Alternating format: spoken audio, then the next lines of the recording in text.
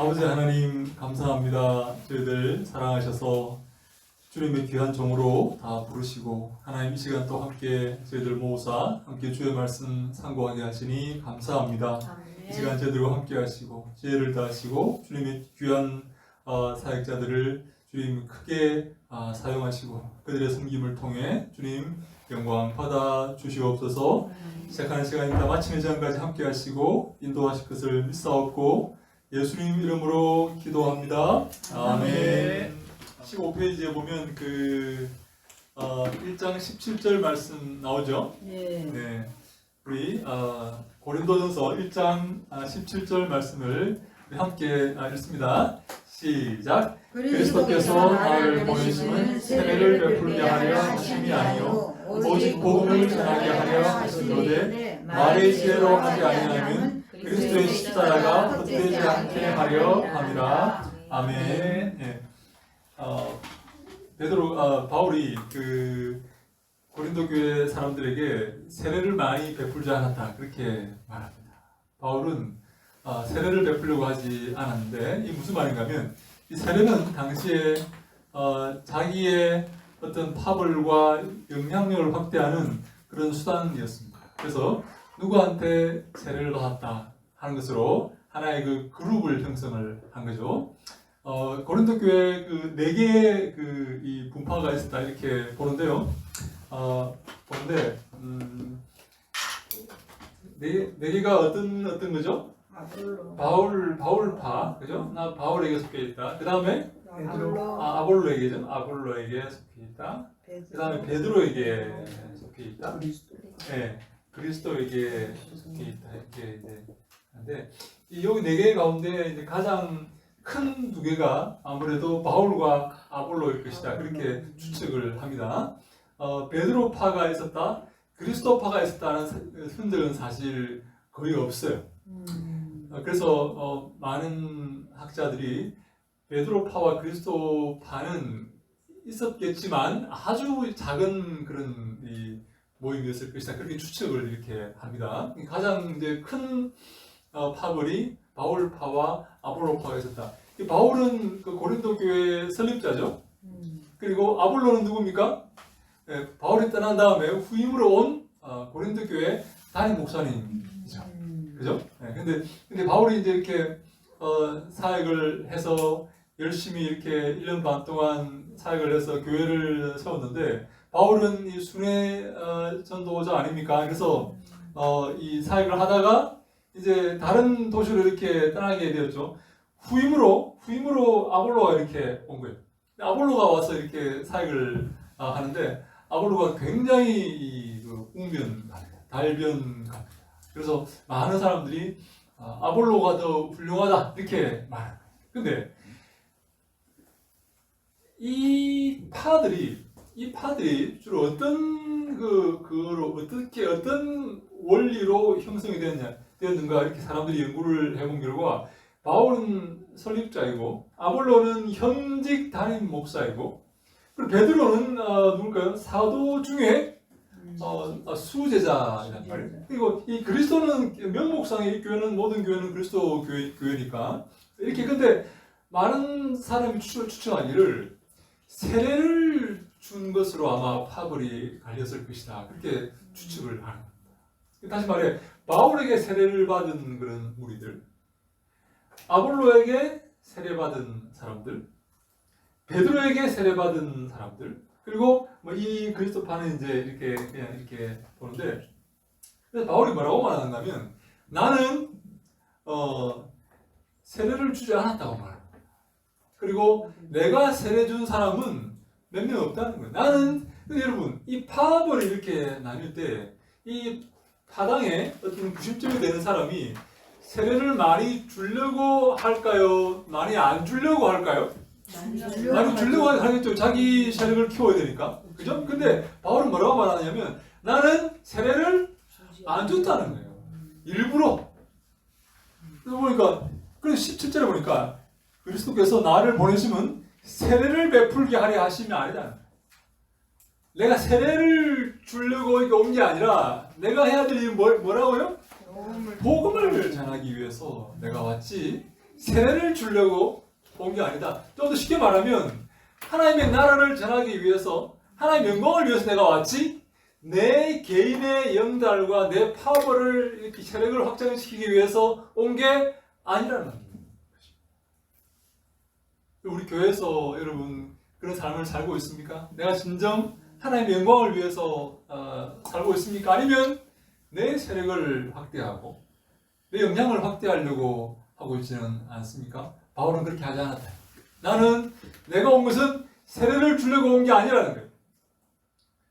그래서 내 세력을 확대하고 내 영향력을 확대하기 위해서 온 게 아니라는 거예요. 나는 복음을 전하기 위해서 왔는데 그것은 뭔가 하면 그래서 이 세례나 이 팝을 이런 것은 이 세례는 여기서 부정적인 의미로 쓰입니다. 그죠? 세례가 원래 나쁜 게 아니죠. 근데 바울은 지금 세례가 잘못된 어떤 영향으로 변질되는 것을 지금 의미하고 있는 거죠. 나는 세례를 베풀려고 온 게 아니라 세례로 인해서 내 세력이 확대되는 그것을 위해서 온 게 아니라는 거예요. 이런 것들을 바울이 뭐라고 말하냐면 사람의 지혜라고 말해요. 사람의 지혜. 사람의 지혜. 그래서 그리고 말의 지혜.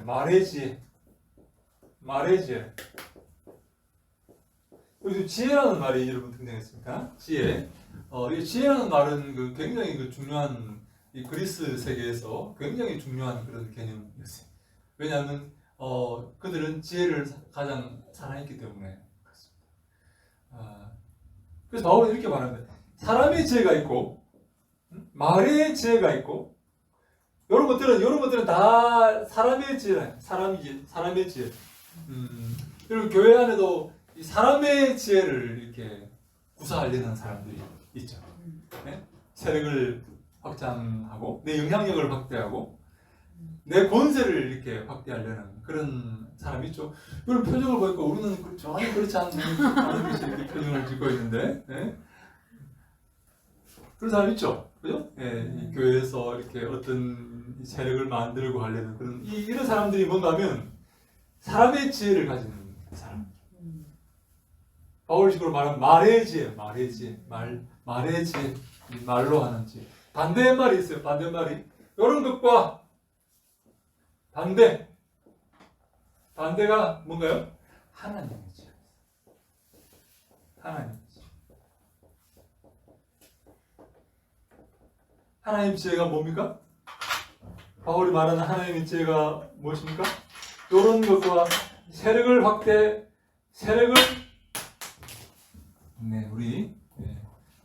확대하고 영향력을 확대하고 교회를 분열시키는 그런 사람의 지혜, 말의 지혜와 반대되는 것이 바로 십자가.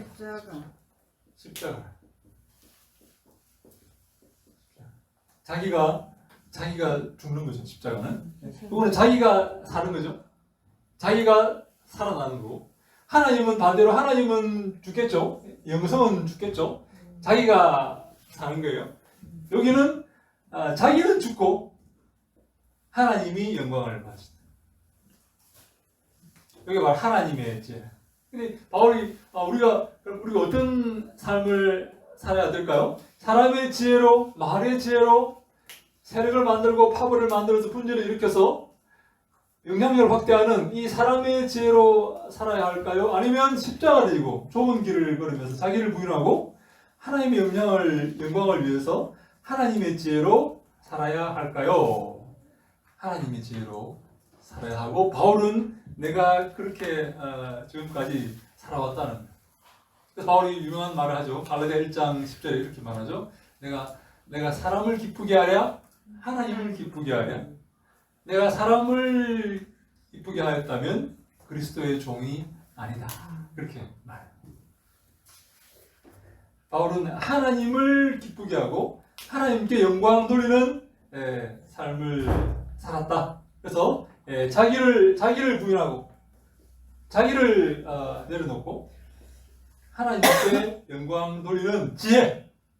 이게 참된 지혜이고 하나님의 지혜이다. 이게 참된 지혜이고 하나님의 지혜이다. 근데 이런 지혜, 이런 하나님의 지혜가 세상에서 어떤 대우를 받고 있냐는 거예요. 내가 이런 삶을 살면 사람들이 나를 평가해주고, 이야 정말 훌륭하다. 정말 자기를 구인하고 희생하고, 살신성인, 뭐 옛날에 살신성인의 뭐 그런 희생정신, 이야 훌륭하다, 그렇게 말하는 게 아니라 사람들이 뭐라고 말하냐면 어리석다고 말해요. 여기 봐, 이런 말, 아니, 교수님 그런 말씀 쓰면 됩니까? 어리석다라는 거예요. 우리 1장 18절에 보니까 십자가의 도가 멸망하는 자들에게는 미련한 것이다, 이렇게 말해요. 이 십자가의 도가, 이 십자가의 이 길이, 십자가의 논리가, 십자가의 원리가, 내가 죽어야 하나님께 영광 돌리고, 이것이 참된 하나님의 지혜이고, 이것이 살 길이고, 이것이 주님 우리에게 보이신 참된 진리의 말씀이고 진리의 원리인데, 이 원리대로 살아가면 이 사람들이 뭐라고 보느냐면 미련하게 본다. 미련하게. 근데 이 지혜는 여기에는 구원이 있고 영생이 있고 진리가 있는데, 여기에는 멸망이 있고 분열이 있고 죽음이 있는데, 여기는 여기에 속한 사람들이 볼 때는 여기에 속한 사람들이 어리석게 보인다. 미련하게 보인다. 여기서 우리가 한 가지 기억할 것은 이 십자가가 바로 하나님의 지혜라. 하나님이 십자가를 통해서 이 어리석어 보이는, 미련하게 보이는 십자가를 통해서 이 하나님의 선택된 사람들을 구원하시고자 하는, 바로 그것이 하나님의 능력이고 하나님의 지혜라. 여러분, 참된 지혜가 여기 있습니다. 참된 지혜는 무엇인가 하면 십자가를 통해서 우리를 구원하시고자 하는 하나님의 능력이다. 그렇습니까, 여러분? 이곳에 참된 지혜가 있음을 믿으십니까? 여기에 참된 구원과 영생과 능력이 있음을 믿으시기 바랍니다. 아멘. 근데 여러분, 우리가 많은 사람들이 이 십자가의 지혜, 십자가의 참된 지혜를 이렇게 바라보지 않고 이곳에 관심을 갖고 살고 있다 하는 거예요. 심지어 교회 안에서도 마찬가지입니다. 심지어 여러분, 신학교 안에서도 마찬가지입니다. 신학교 안에서 사람들이 여기에 관심을 갖지 않는다. 근데 여러분, 뭡니까? 예수님께서 베드로를 이렇게 부르실 때 그렇게 말하지 않습니까? 나를 따라오라, 내가 너희를 사람을 낚는 어부가 되게 하리라. 했더니 베드로가 어떻게 했다고요? 그물과 배를 버려두고 예수를 따르는 거예요. 자, 여기서 중요한 게 하나의 개념이 나오는데, 여러분, 이곳에 베드로가 그물과 배가 뭡니까? 생계의 수단, 그걸 통해서 먹고 살아야 되고, 여기 아이들도 키워야 될 거 아닙니까? 그죠? 여러분, 이 돈의 문제, 이 만몬의 문제, 이 생계 수단, 먹고 사는 문제, 이 문제를 예수님은 포기하는 거예요. 이 문제를 내려놓으라는 거예요. 다시 말해, 십자가를 지고 자기를 부인하고 십자가를 지지 않으면, 그리고 그래서 내 뒤를 따르지 않으면 아무도 내 제자가 될 수가 없다는 거예요. 여러분, 이 예수님의 말씀 앞에 우리가 서 있습니다. 여러분, 이거를 먹고 사는 문제, 배와 그물과 내 명예와 권세와 영향력과 내 이 하나의 그 위치를 내려놓고, 내가 가장 이 땅에서 소중하게 여기는 것들을 내려놓고 자기를 부인하고 십자가를 지고 온전히 예수님만 바라보고 그 뒤를 따를 수가 있는가 하는 문제 앞에 우리가 서 있다는 거예요. 예수님이 이렇게 우리에게 도전해 오신다는 사실입니다. 여러분, 내 자아와 내 실력과 내 파벌과 세력과 명예와 이런 것들을 내려놓고 십자가를 지고 자기를 부인하고 예수 그리스도의 뒤를 따르는 것, 이 하나님의 지혜를 받아들이겠는가 하는 도전 앞에 우리가 서 있다. 그럼 그렇게 할 수 있겠습니까? 베드로처럼 그물과 배를 버려두고 부모를 버려두고, 심지어 예수님 이렇게 말씀하십니다. 전토와 부모와 우리 참 이렇게 굉장히 잘할 것 같은데 이렇게 자신만만한 표정을 딱 짓고 이렇게 웃고 있는데, 네, 좋습니다. 전토와 처자와 심지어 자기 목숨보다 나를 더 사랑하지 않으면 이것들보다 뭐 전토 뭐 버리죠. 전토 처자 뭐 버릴 수 있죠. 처자, 그죠? 이상한 빛을 쳐다보는데, 뭐 처자를 버린다고? 부모 뭐 버릴 수 있죠. 부모 뭐.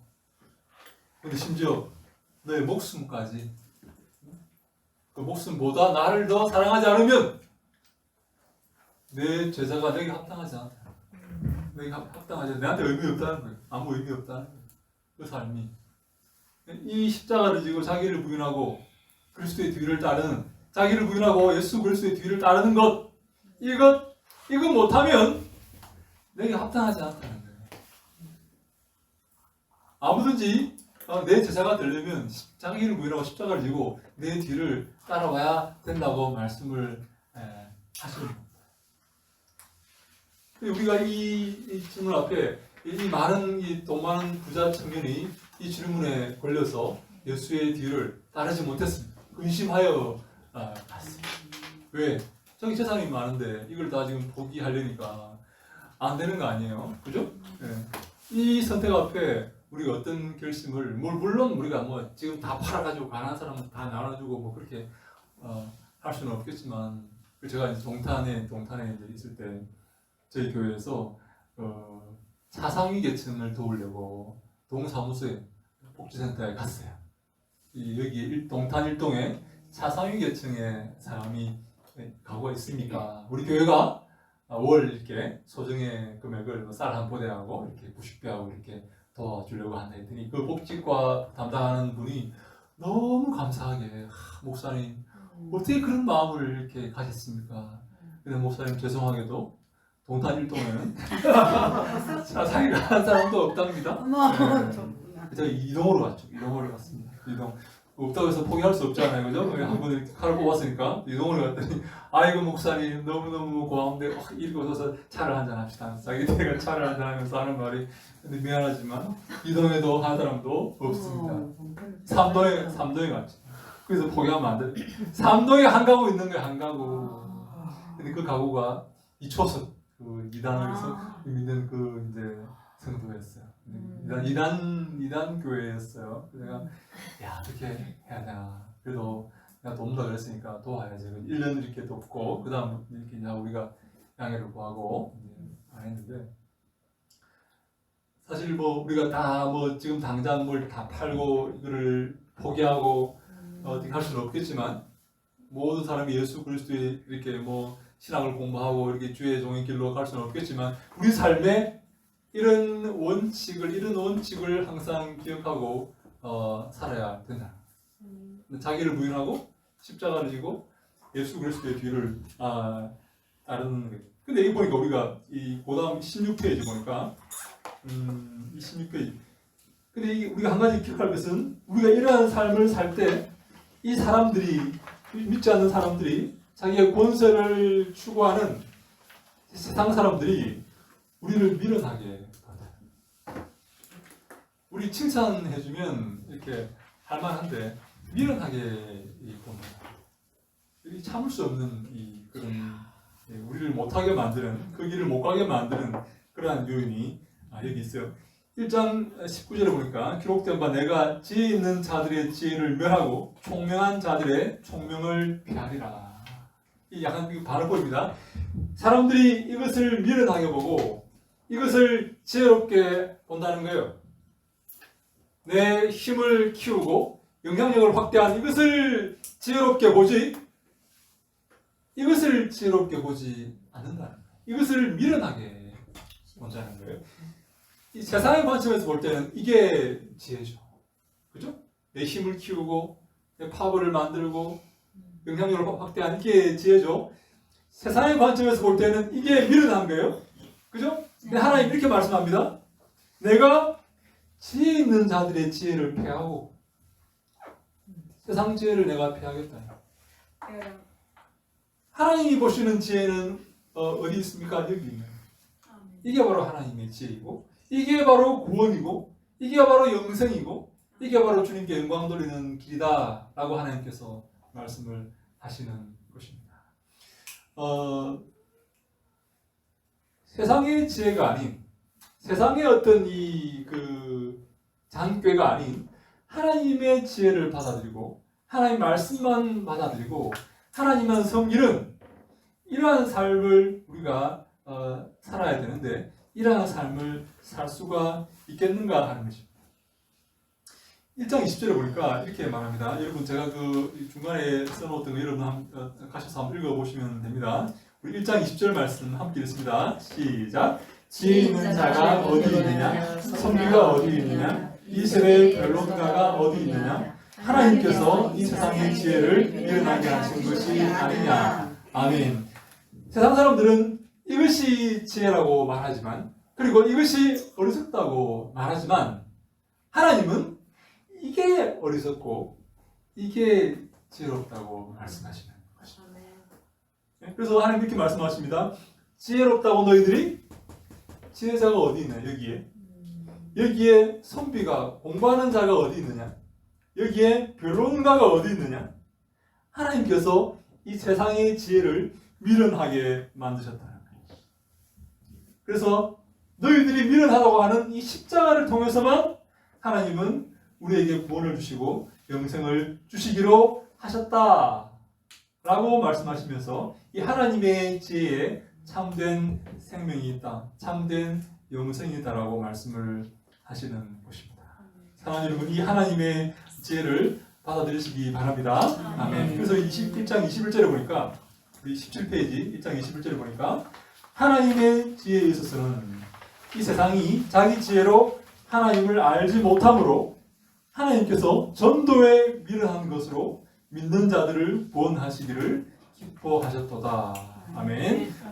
이 하나님의 지혜로 말한다면 이 지혜가 이 필로소피 지혜죠. 소피아죠. 지혜로 말한다면 지혜가 무엇인가? 참된 지혜가 무엇인가? 라고 말한다면 세상이 자기 지혜로 하나님을 알 수가 없다는 거예요. 이 세상의 지혜로 하나님을 알 수가 없어요.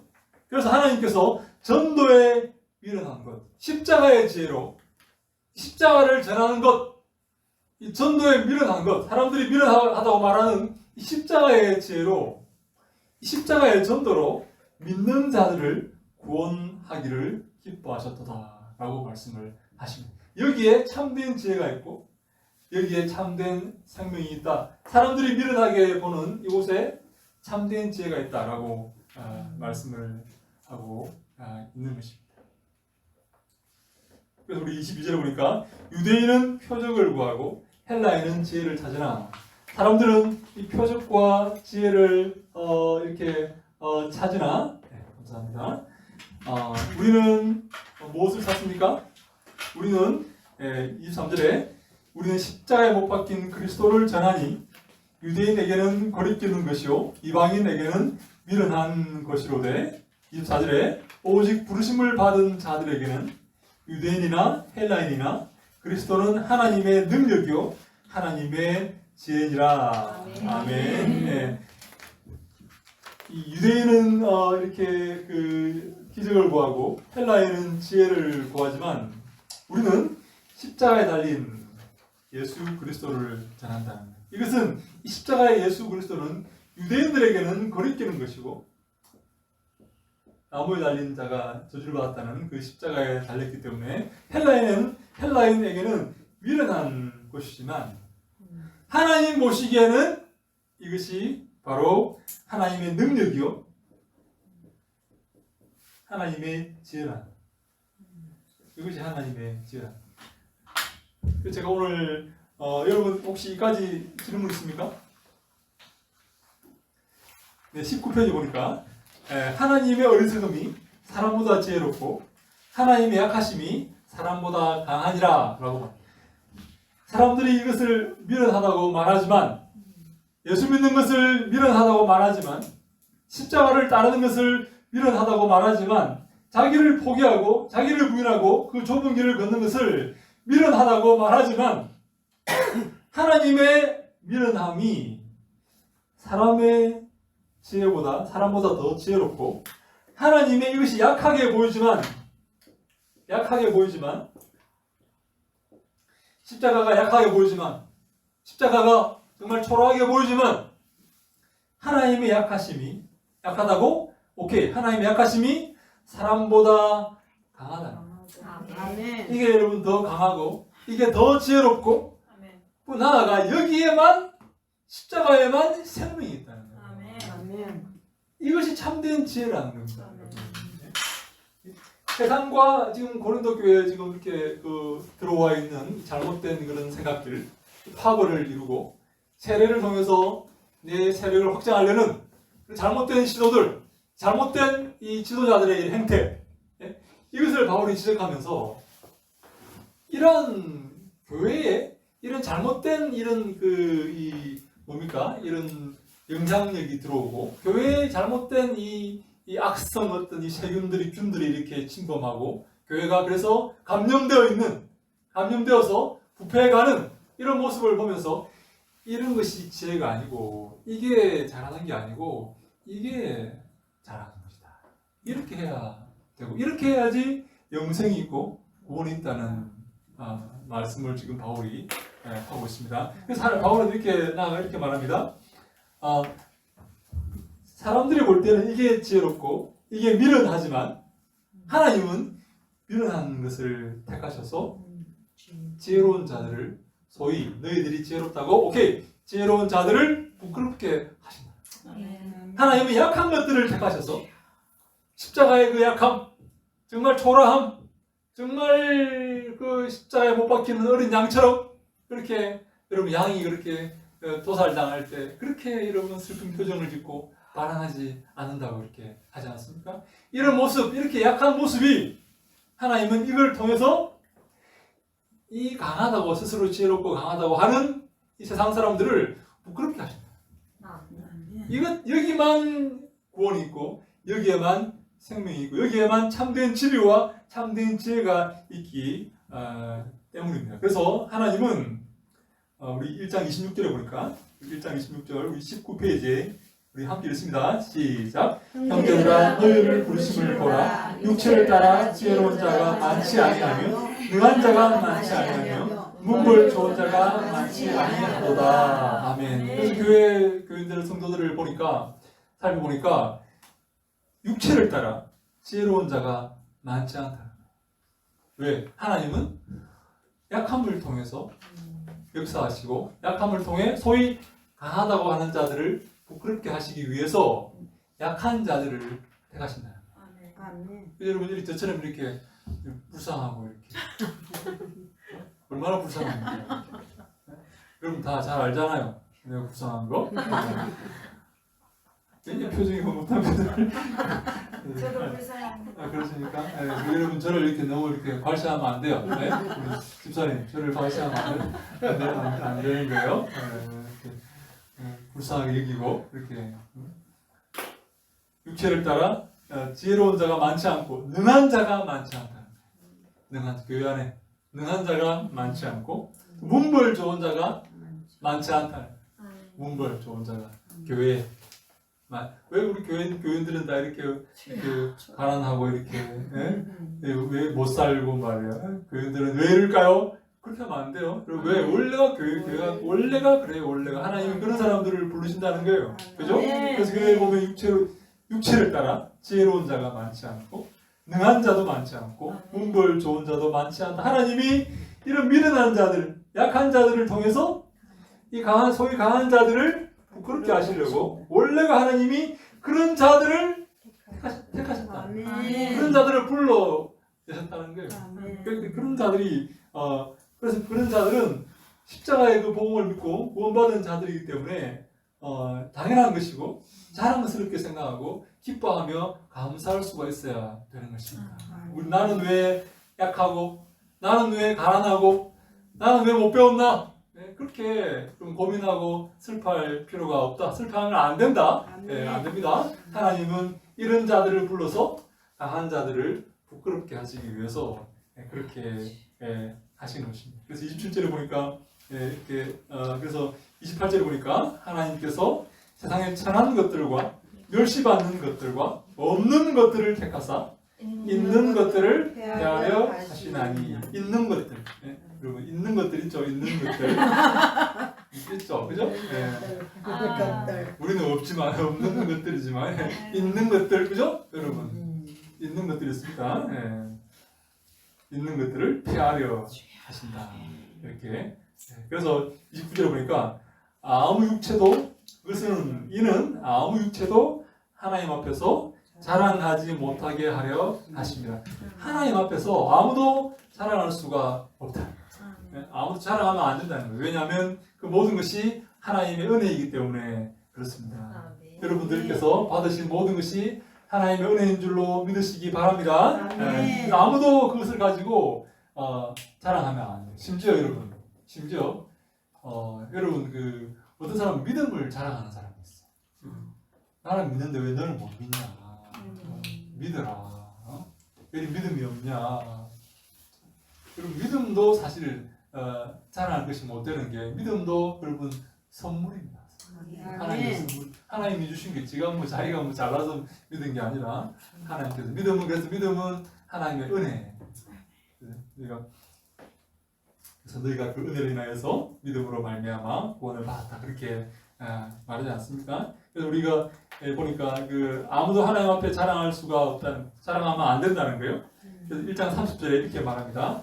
그러나라는 말이 원래 있습니다. 여러분 그 헬라어 성경에. 근데 우리말 성경에서 번역을 하지 않았습니다.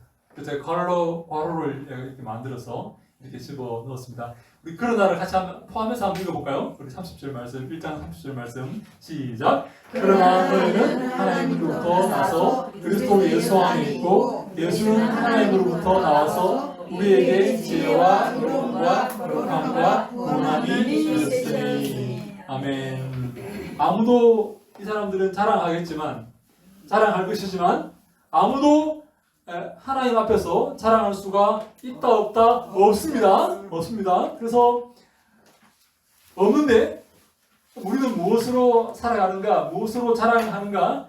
예수 그리스도 우리가 안에 있고 예수는 하나님으로부터 나와서 우리에게 지혜와 의로움과 거룩함과 구원함이 되었다. 그래서 우리는 누구를 자랑한다고? 십자가를 자랑하고 예수 그리스도를 자랑하는 그런 사람이다 라고 말하고 있습니다.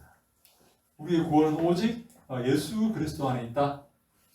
예수만 자랑하는 우리가 되어야 되겠다. 왜냐하면 예수가 우리의 지혜와 의로움과 거룩함과 구원함이 되었기 때문에 그렇다. 예수만 자랑하는 우리가, 그래서 1장 31절에 기록된 바 자랑하는 자는 주 안에서 자랑하라. 예수를 자랑하라. 내 육신과 내 가진 것과 내 힘과 내 지혜를 자랑하는 것이 아니라 예수를 자랑하라. 예수 안에서 자랑하라. 그렇게 말하고 있습니다. 여러분들은 예수만 자랑하고 있습니까? 혹시 여러분의 미모와 여러분의 재능과 그런 거 자랑하지 않습니까? 자랑 많이 하죠, 여러분. 자랑할 게 없습니다. 자랑하고 싶지만 자랑할 게 없는 겁니까? 아니면 자랑을 할 게 없네요. 하는 겁니까? 네. 오늘 그래서 우리가 예수만 자랑해야 된다. 이 세상 사람들은 이것을 자랑하고 여기에 의미를 두고 이것을 얻기 위해서 애쓰고 노력하지만, 네? 심지어 사람을 이렇게 해하기도 하고 이것을 얻기 위해서 노력하지만 우리는 십자가를 자랑하고 예수만 자랑한다는 것입니다. 여러분, 우리가 지금까지는 여기에서 살아왔어요. 지금도 여기에서 살고 있는 사람들이 많이 있습니다.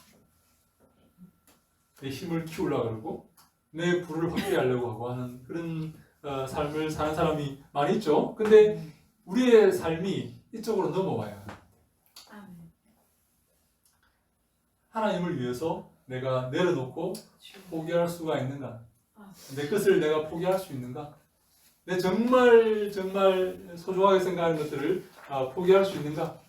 이 땅에서 우리에게 힘을 주고 평안을 주고 능애를 갖다 주는 이런 것들을 내가 정말로 포기하고 마치 베드로가 그물과 배를 내려놓고 마태가 그 세리 직장을 내려놓고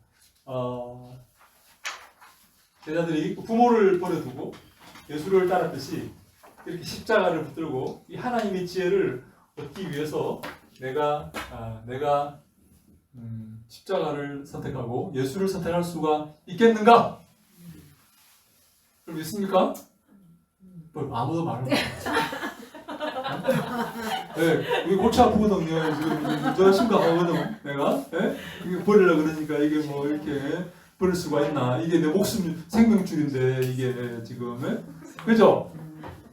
인상 괜히 여러분 편이 괜히 침울해 지금 이렇게. 야, 이 큰일 났다. 잘못된 길로 내가 들어온 것 같다. 괜히 와가지고 내가 알았으면 내가 안 하려고 그랬는데 괜히 와가지고 내가 아이 참 갈등하고 참 큰일 났네. 그죠? 굉장히 심각한 표정을 받는 거예요. 오늘 제가 이렇게 여러분과 함께 이것은 비단 교회 안의 문제만이 아니에요. 신학교에 지금 큰 문제가 있습니다. 제가 독일에 갔다 왔지 않습니까? 그래서 이제 여러분과 함께 잠깐 독일 교회가 왜 박살이 나버렸는가? 왜 교회가 죽었는가? 한국 교회는 그러면 괜찮을 것 같습니까? 조만간 박살납니다. 조만간. 네. 지금 이 문제가 여러분들이 지금 신학생들이기 때문에 제가 한번 언급을 하고 싶어요. 그래서 여러분과 함께 22페이지부터 제가 이렇게 보시면 됩니다. 22페이지. 지금 독일 이 성경이 이렇게 성경이 이렇게 있단 말이에요. 성경이 하나님 말씀이죠. 네. 하나님 말씀인데 하나님 말씀과 성경을 우리가 액면 그대로 믿고 있냐 하는 것입니다.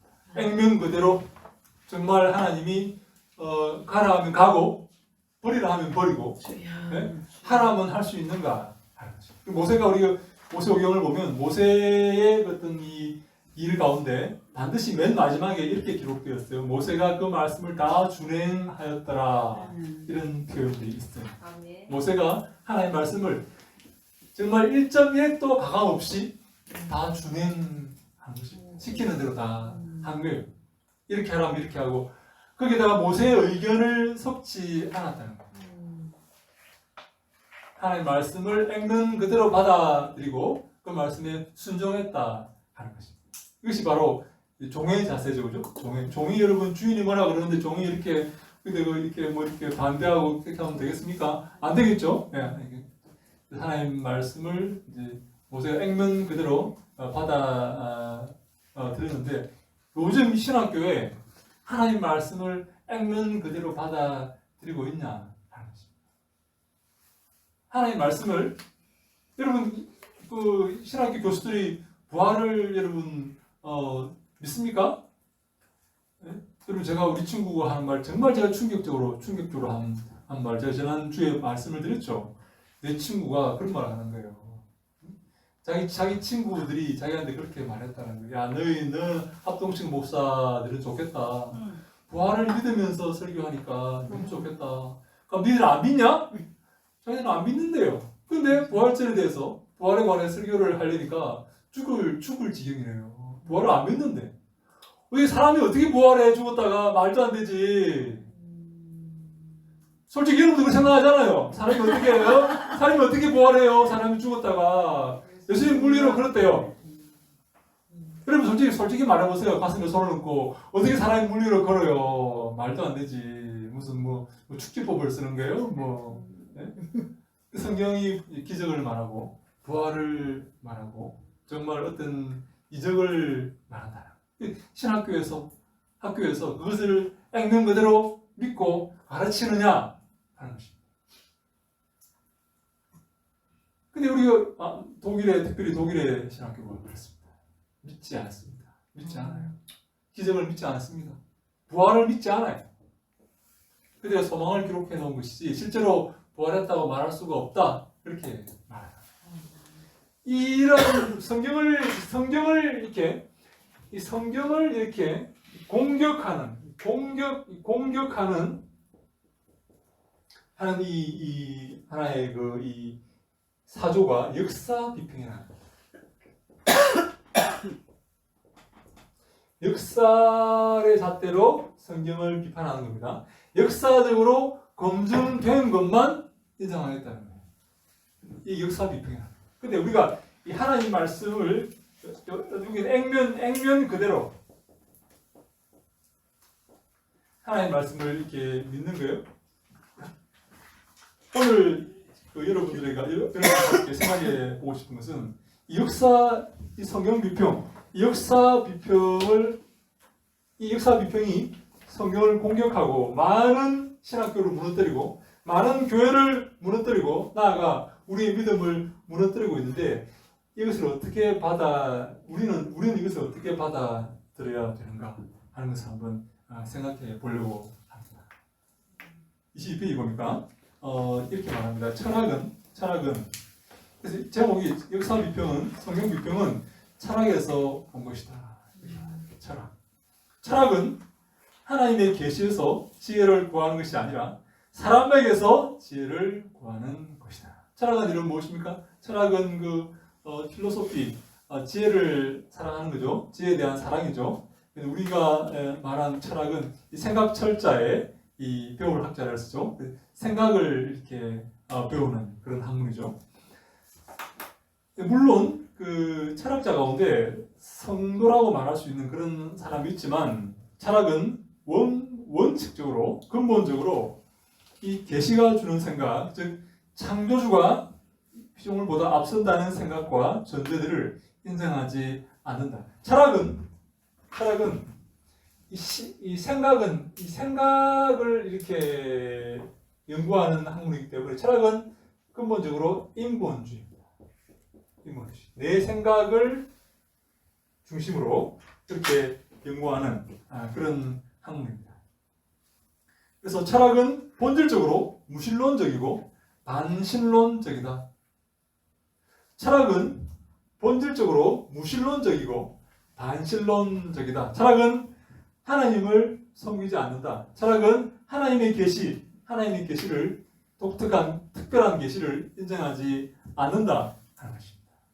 그래서 전능하신 하나님을 그들의 사고 속에서 제거하려는 것이 철학의 존재이기에 성경을 비판하려는 성경 비평도 역사 비평도 철학에서 온 것이고 철학의 영향을 받고 있는 것이다. 중세의 많은 사람들은 철학은 신학의 신형이다라고 말했습니다. 다시 말해 철학은 신학을 섬기는 것이다. 철학은 신학을 섬기는 것이고 철학은 신학에 봉사하는 것이다. 그렇게 말을 했는데 종교개혁으로 교회가 신교와 부교로 나눠지고 세속화되자 철학은 그 본색을 드러냅니다. 바로 자신의 본래 얼굴인 반신앙적 모습을 나타낸 것입니다. 그래서 비록 철학이 하나님이라는 단어를 사용하기는 하지만 그 하나님은 성경의 삼위일체 하나님이 아니다. 일부 철학자들은 그들 나름대로 하나님을 규정하고 하나님을 설명하려고 했지만 그러나 사람의 사고로부터 시작하는 철학은 결코 하나님을 알지 못하고 하나님께 이르지 못한다. 철학을 통해서 공부하려고 하고 철학을 통해서 시도하는 모든 시도는 다 반신학적이고 하나님을 알지 못하는 것이다. 그렇게 말할 수가 있어요. 근데 이 철학이 신학에 영향을 주게 된 경위가 있습니다. 철학이 신학에 영향을 주게 된 계기가 있습니다. 철학이 신학에 영향을 주기 시작한 것은 철학이 대학의 자리를 잡고부터입니다. 원래 대학은 신학을 공부하기 위해서 만들어졌지만 거기에 철학이 들어오게 되면서 신학은 변질되게 되는 것입니다. 고대 세계의 마지막 대학인 아테네 대학은 이방 철학을 가르친다는 이유로 유스티니안 황제, 저스틴 황제에 의해 폐교되었지만 그 대학은 중세에 다시 문을 여는데 그래서 이방 철학으로부터 지혜를 배우기 위함이었다.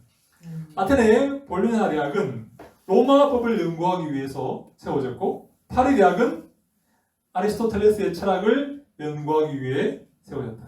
중세 신학자들은 철학이 대학에 들어올 때 이를 막지 않고 받아들였다. 철학을 통해 신학을 설명하려고 한 것이다. 중세 시대에 신학자들이 철학을 철학을 배척하고 철학을 이렇게 막아야 되는데 철학을 받아들였는데 그 이유는 뭔가 하면 이 철학을 통해서 신학을 설명하려고 철학의 방법을 통해서 신학을 설명하려고 철학을 받아들이게 된 것입니다. 그래서 신학이 철학적 방법으로 이루어지게 됩니다. 그것이 바로 아리스토텔레스의 인본, 아리스토텔레스의 철학을 받아들여요. 중세의 신학은 아리스토텔레스의 철학을 받아들인 것이다. 중세 토마스 아퀴나스의 신학 대전이니 중세 작품들은 다 아리스토텔레스의 철학을 받아들이게 되었어요. 중세 신학은 아리스토텔레스의 철학과 연관이 있다. 중세 신학자들은 자신의 신학을 설명하기 위해서 아리스토텔레스의 철학과 인본주의 철학과 손을 잡았는데 이것은 아주 잘못된 결정이었다. 이러한 영향은 오늘날에도 미치고 있다. 많은 신학자들이, 오늘날의 신학자들이 아리스토텔레스의 인본주의 철학을 통해 신학을 설명하려고 했기 때문에 이 아리스토텔레스라는 사람이, 여러분, 아리스토텔레스라는 사람이 누군가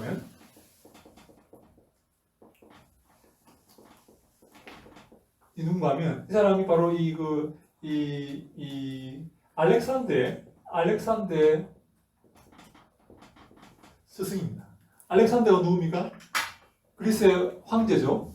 세계 반을 통일한 헬레니즘의 이 전도사인 그런 황제죠. 이 사람이 아리스토텔레스에게서 인본주의를 배웠어요. 그때까지는 많은 사람들이 이런 어떤 번개가 치면 이게 신의 어떤 노여움이다. 비가 오면 신의 노여움이다 해서 제사를 드리고 했는데 이 아리스토텔레스가 연구를 해보니까 비가 안 오는 것은 신의 노여움이 아니라 자연적인 현상이라는 거예요. 번개가 치는 것은, 비가 내리는 것은 이 수증기가 올라가가지고 구름이 맺혀가지고 물방울이 떨어지는 거지 이게 신의 은총이 아니라는 거예요. 그것을 이 아리스토텔레스가 발견하고 난 다음에 자기의 제자 알렉산더에게 너는 이제 신적인 존재를 두려워하지 말고 신적인 존재에 의존하지도 말고 너의 힘으로 이 땅을 정복하라. 너의 힘으로 인간의 위대함을 나타내라 라고 말한 것이 바로 이 아리스토텔레스의 인본주의입니다. 인본주의. 사람이 그 모든 세상의 중심이란 말이에요. 사람이 중심이란. 여러분 제가 지금 왜 무슨 얘기 하냐면 사람이 세상의 중심이고 모든 것을 사람이 판단할 수 있고 사람이 평가하고 사람이 규정한다는 인본주의와 하나님이 세상의 중심이고 성경이 세상의 중심이어서 모든 것은 성경을 통해서 판단받아야 되고 성경에 기록한 대로 우리가 순종해야 된다는 이 신본주의를 지금 비교하고 있는 거예요. 이 지금 많은 신학교들이 지금 박살이 나고 많은 신학교에, 여러분 제가 유럽에 갔더니 신학교에 입학생이 없어요. 학생들이 신학을 공부하러 오지 않습니다. 왜 신학을 공부하러 오지 않습니까? 여러분 코로나가 굉장히 큰 역할을 한 거예요.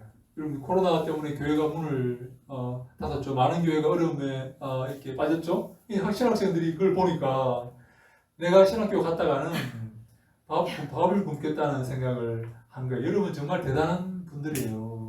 분명히 신학교 졸업하고 사역을 하면 밥을 굶을 것이 뻔히 보이는데 이렇게 와가지고 공부를 지금 하려고 이렇게 공부를 하고 있는 거예요. 얼마나 훌륭한 겁니까? 밥을 굶겠다. 나는 기꺼이 굶겠다. 네? 네. 그런 마음으로 온 거 아닙니까? 네. 지금 신학교 유럽의 신학교에 사람이 없어요. 공부하러 안 옵니다. 신학을 공부하러 안 와요. 근데 그 이유가 뭔가 하면 이 인본주의적인 이 사조가 너무나 커졌기 때문에 사람들이 공부하러 오지 않고 있는 겁니다. 그래서 이 중세 교회는요, 이 중세 교회는 성경과 이 아리스토텔레스의 인본주의가 공존하게 된 것입니다. 중세 교회는 다시 합니다. 성경과 이 아리스토텔레스의 인본주의가 공존하게 되었다. 그래서 많은 신학자들이 우리 밑에서 5번째 많은 신학자들이 이 아리스토텔레스의 인본주의 철학을 통해 신학을 설명하려고 했기에 그들은 자연히 예수 안에 모든 지혜와 보화가 감추어져 있다는 참된 신학의 기본 인식을 버리게 되었습니다. 다시 말해 아리스토텔레스의 철학을 더 신뢰하게 되었고 성경이 진리와 지혜를 충분히 포함하고 있다는 사실을 믿지 않게 된 것입니다. 그래서 중세 신학은 두 중심을 가지게 됩니다. 하나는 성경이고 다른 하나는 아리스토텔레스의 철학입니다. 그래서 나아가서 이 아리스토텔레스의 철학을 통해서 하나님의 말씀인 성경을 판단하게 된 것입니다. 그래서 인문주의가 이 소위 말하는 이 인본주의죠. 인문주의가 시작이 됩니다. 그래서 우리 23페이지 맨 뒤에 보니까 중세 신학은 단지 믿음에만 관계하고 다른 자연과학 분야나 세상 지식을 아리스토텔레스와 관계된 것으로 말한다. 하나님의 계시가 자연과학 분야에서도 유용하다는 생각은 폐기 처분되었다. 그래서 성경뿐만 아니라 자연과학을 비롯한 모든 학문도 아리스토텔레스의 반신학적 철학을 기초로 발전하게 됩니다. 중세 교회는 성경과 이 아리스토텔레스의 인본주의가 함께 발전하게 되었다. 그것이 바로 신학의 부패의 시작이다 하는 것입니다. 온전히 하나님 말씀만 붙들고 하나님만 바라보아야 되는데 그렇지 않고 철학을 받아들이게 됨으로 말미암아 이것이 신학이 부패의 길로 접어든 것이다 하는 것입니다. 혹시 여기까지 질문 있습니까? 네. 네. 보통 이제 목회자들 중에 네. 목회자가 되기 위해서 철학을 먼저 공부를 하고 또 어떤 사람은 뭐 역사를 공부한다든지 네. 영문학을 한다든지 네. 그 목회자가 되기 위해서 그런 공부를 하잖아요. 그렇죠. 근데 이제 학부를 신학을 하고 이제 또 대학원도 신학을 하는 사람이 있는가 하면 네. 다른 이제 학문을 접하고 이제 신학교를 가는 경우가 있는데 저는 네. 좀 의문이 네. 철학이나 이렇게 다른 공부를 하면 네. 그게 뭐가 도움이 될까? 그게 저기 좀 어떤 분은 그러잖아요. 신학교 가서 오히려 믿음이 더 떨어졌다. 떨어지고 그래서 신학교 1학년 때는 집사님의 믿음을 갖고 있었고 2학년 되면 1학년 때는 목사님의 믿음을 가지고 있고 2학년 되면 전도사님의 믿음을 가지게 되고 3학년 되면 집사님의 믿음을 졸업하면 믿음이 없어져 버린다. 그게 좀 궁금하더라고요. 네, 그래서 제가 정말 질문 잘하셨는데 제가 잠깐 쉬었다가 다음 시간에 우리가 이 여러 가지 다른 생각들이 있을 수 있어요. 그런데 제가 볼 때는 우리의 이 믿음이 온전히 말씀 위에 서야 되겠다. 정말 다른 것들은 정말 이 말씀을 잘 전하기 위한 하나의 도구에 불과하지 그걸 이 말씀을 공부하는데 이렇게 연결시켜서는 안 되겠다. 그래서 이 말씀을 공부할 때 이 우리가 잘못된 이 철학의 방법론을 우리가 사용할 때 말씀 공부에 실패하게 된다는 것입니다. 하나님의 말씀만 믿고 이 말씀을 액면 그대로 받아들이는 그런 마음 자세가 우리에게 필요한데 제가 지금 중세 신학을 지금 공부하는데요. 중세 우리 그 초대 교회 그 고대 시대에 소위 이제 예수님 이후부터 500년까지 그걸 고대라고 하죠. 혹은 초대교회라고 하죠. 그 다음에 500년부터 1500년까지 종교개혁 전까지를 중세라고 말하죠. 그죠? 중세부터 이 19세기까지를 근세라고 말하고 19세기 이후를 이제 현대라고 말하는데 다시 합니다.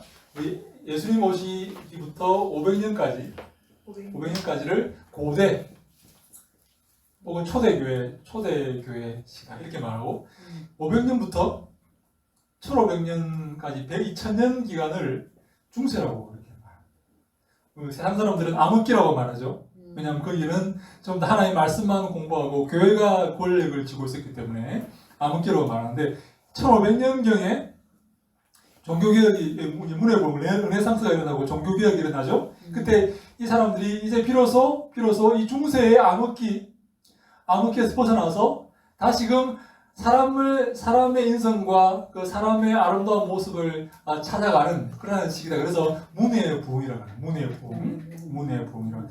문학과 예술이 다시 부흥되는 그걸 말하죠. 1500년경에 이렇게 문해의 부흥이 일어나는데 이 문해의 부흥은 어디로 돌아가는 거냐면 다시금 고대 헬레니즘, 소위 알렉산더 대왕이 이루었던 이 헬라주의, 헬레니즘으로 돌아가는 것입니다. 이 암흑기를 벗어나서 헬레니즘으로 돌아가는 것이죠. 근데 여기에 우리가 지금 이 중세부터 이 가톨릭 우리 옛날에 아리스토 이제 토마스 아퀴나스로부터 시작된 중세부터 많은 학문이 철학의 영향을 받게 됩니다. 철학은 원래가 근본적으로 무신론적인 그런 전제를 가지고 있어요. 철학은 내 생각이 중심에 하나님 말씀이 반대말은 무엇입니까? 하나님 말씀이 중심이죠. 하나님이 중심이죠. 우리는 하나님 중심의 신학을 사람 중심의 신학을 하지 않아요. 그죠? 바울이 이렇게 말하지 않습니까? 내가 사람을 기쁘게 하랴? 내가 사람을 기쁘게 하라? 내가 하나님을 기쁘게 하랴? 바울은 하나님을 기쁘게 하는 하나님 중심의 그런 신학을 가르치지 사람을 중심으로 하는 사람을 기쁘게 하는 신학을 가르치지 않는다. 그래서 이 중세가 끝나고 문해의 부흥이 이렇게 시작되고 종교개혁이 시작되자 많은 철학자들이 등장합니다. 철학자들이 이때 등장해서 다시금 이 기본 이 인간의 그런 그 모습으로 다시금 돌아가는 인문주의가 시작됩니다. 인문주의. 그래서 우리 23페이지 인문주의는 인간 중심주의다. 그 사고의 중심에는 하나님이 아니라 인간이 서 있다. 사람들은 인문주의가 중세의 어둠을 뚫고 인간을 다시 발견하고자 등장한 것으로 생각한다. 그래서 독일의 철학자인 이 포에르바흐라는 이 철학자는 이 사람이 그 자유주의의 아버지인데 신학은 인간학이다라는 말을 납니다. 신학은 사람이 하는 것이다라는 말. 사람의 모습이 투영된 것이다라는 말. 실제로는 하나님을 말하고 있지만 그 하나님의 모습은 사람의 모습이 투영된 것이다. 그렇게 말하는 것입니다. 하나님을 액면 그대로 받아들이고 하나님을 섬기는 게 아니라 사람의 어떤 그런 욕심과 사람의 의견을 하나님에 투영시켜서 하나님을 공부한다고 하면서 사람을 공부하는 것이다. 그래서 신학은 인간학이다. 그렇게 말하는 거예요. 이 말이 굉장히 중요합니다. 여러분 유명한 고대 철학자 중에 한 사람이 이런 말 하죠. 인간은 만물의 척도다. 그런 말이에요. 사람이 만물의 척도라는 거예요. 하나님이 만물의 척도고 성경이 만물의 척도가 아니라 사람이 만물의 척도라는 겁니다. 성경이 사람을 판단하고 사람을 정죄하고 사람을 바른 길로 인도하는 그것이 바른 신학인데 사람이 성경을 공격하고 사람이 성경을 마음대로 해석하고 재단하는 그런 시대가 도래한 것입니다. 그럼 뭐가 중요합니까? 성경을 통해서 성경이 우리의 삶의 기본이 되고 삶의 잣대가 되고 캐논 삶의 기준이 되어서 우리가 성경을 통해서 우리의 삶을 바꾸고 가야 됩니까? 아니면 우리가 중심이 되어서 성경을 비판하고 성경을 바꾸고 가야 됩니까? 주여 전자죠, 그죠? 예, 이게 굉장히 중요한 거예요. 성경이 나를 판단하고 나를 변화시키는 것인가? 아니면 내가 성경을 판단하고 이것은 기적 부활했다고? 이건 거짓말이야. 이거는 예수님 물리로 걸었다고? 에이. 5,000명 먹였다고? 에이, 거짓말이야. 어떻게 그런 일이 있을 수가 있어? 말도 안 되지? 내가 성경을 판단하는 이런 흐름이 바로 역사 비평이야. 이런 흐름으로 지금 대학이 전부 다 이렇게 하나님 말씀 성경을 가르치고 있다. 내가 판단하는 것, 내가 중심이다. 사람 인간의 만물의 척도이다. 신학은 인간학이다. 인간학일 뿐이다. 신학은 하나님에 대해 공부하는 게 아니라 따지고 보면 사람에 대해서 공부하는 것이다. 왜? 신학은 인간학이기 때문에 그렇다라고 했던 철학자들의 그런 주장을 신학이 받아들인 것이. 그래서 지금 독일의 신학교는 전부 다 부활을 가르치지 않습니다. 기적을 가르치지 않습니다. 기적이 있다고 믿지 않습니다. 귀신이 나중에 보면 나오는데 많은 학자들이 이렇게 말합니다. 귀신 들린 자들은요 정신병자들이지 성령을 받았습니까? 그냥 경건하다는 표시로 그렇게 말하는 거지 실제 성령이 있다고 믿지 않아요. 실제 귀신이 있다고 믿지 않습니다. 사실 여러분 가운데도 그런 사람 있잖아요. 귀신이 어딨어. 그죠?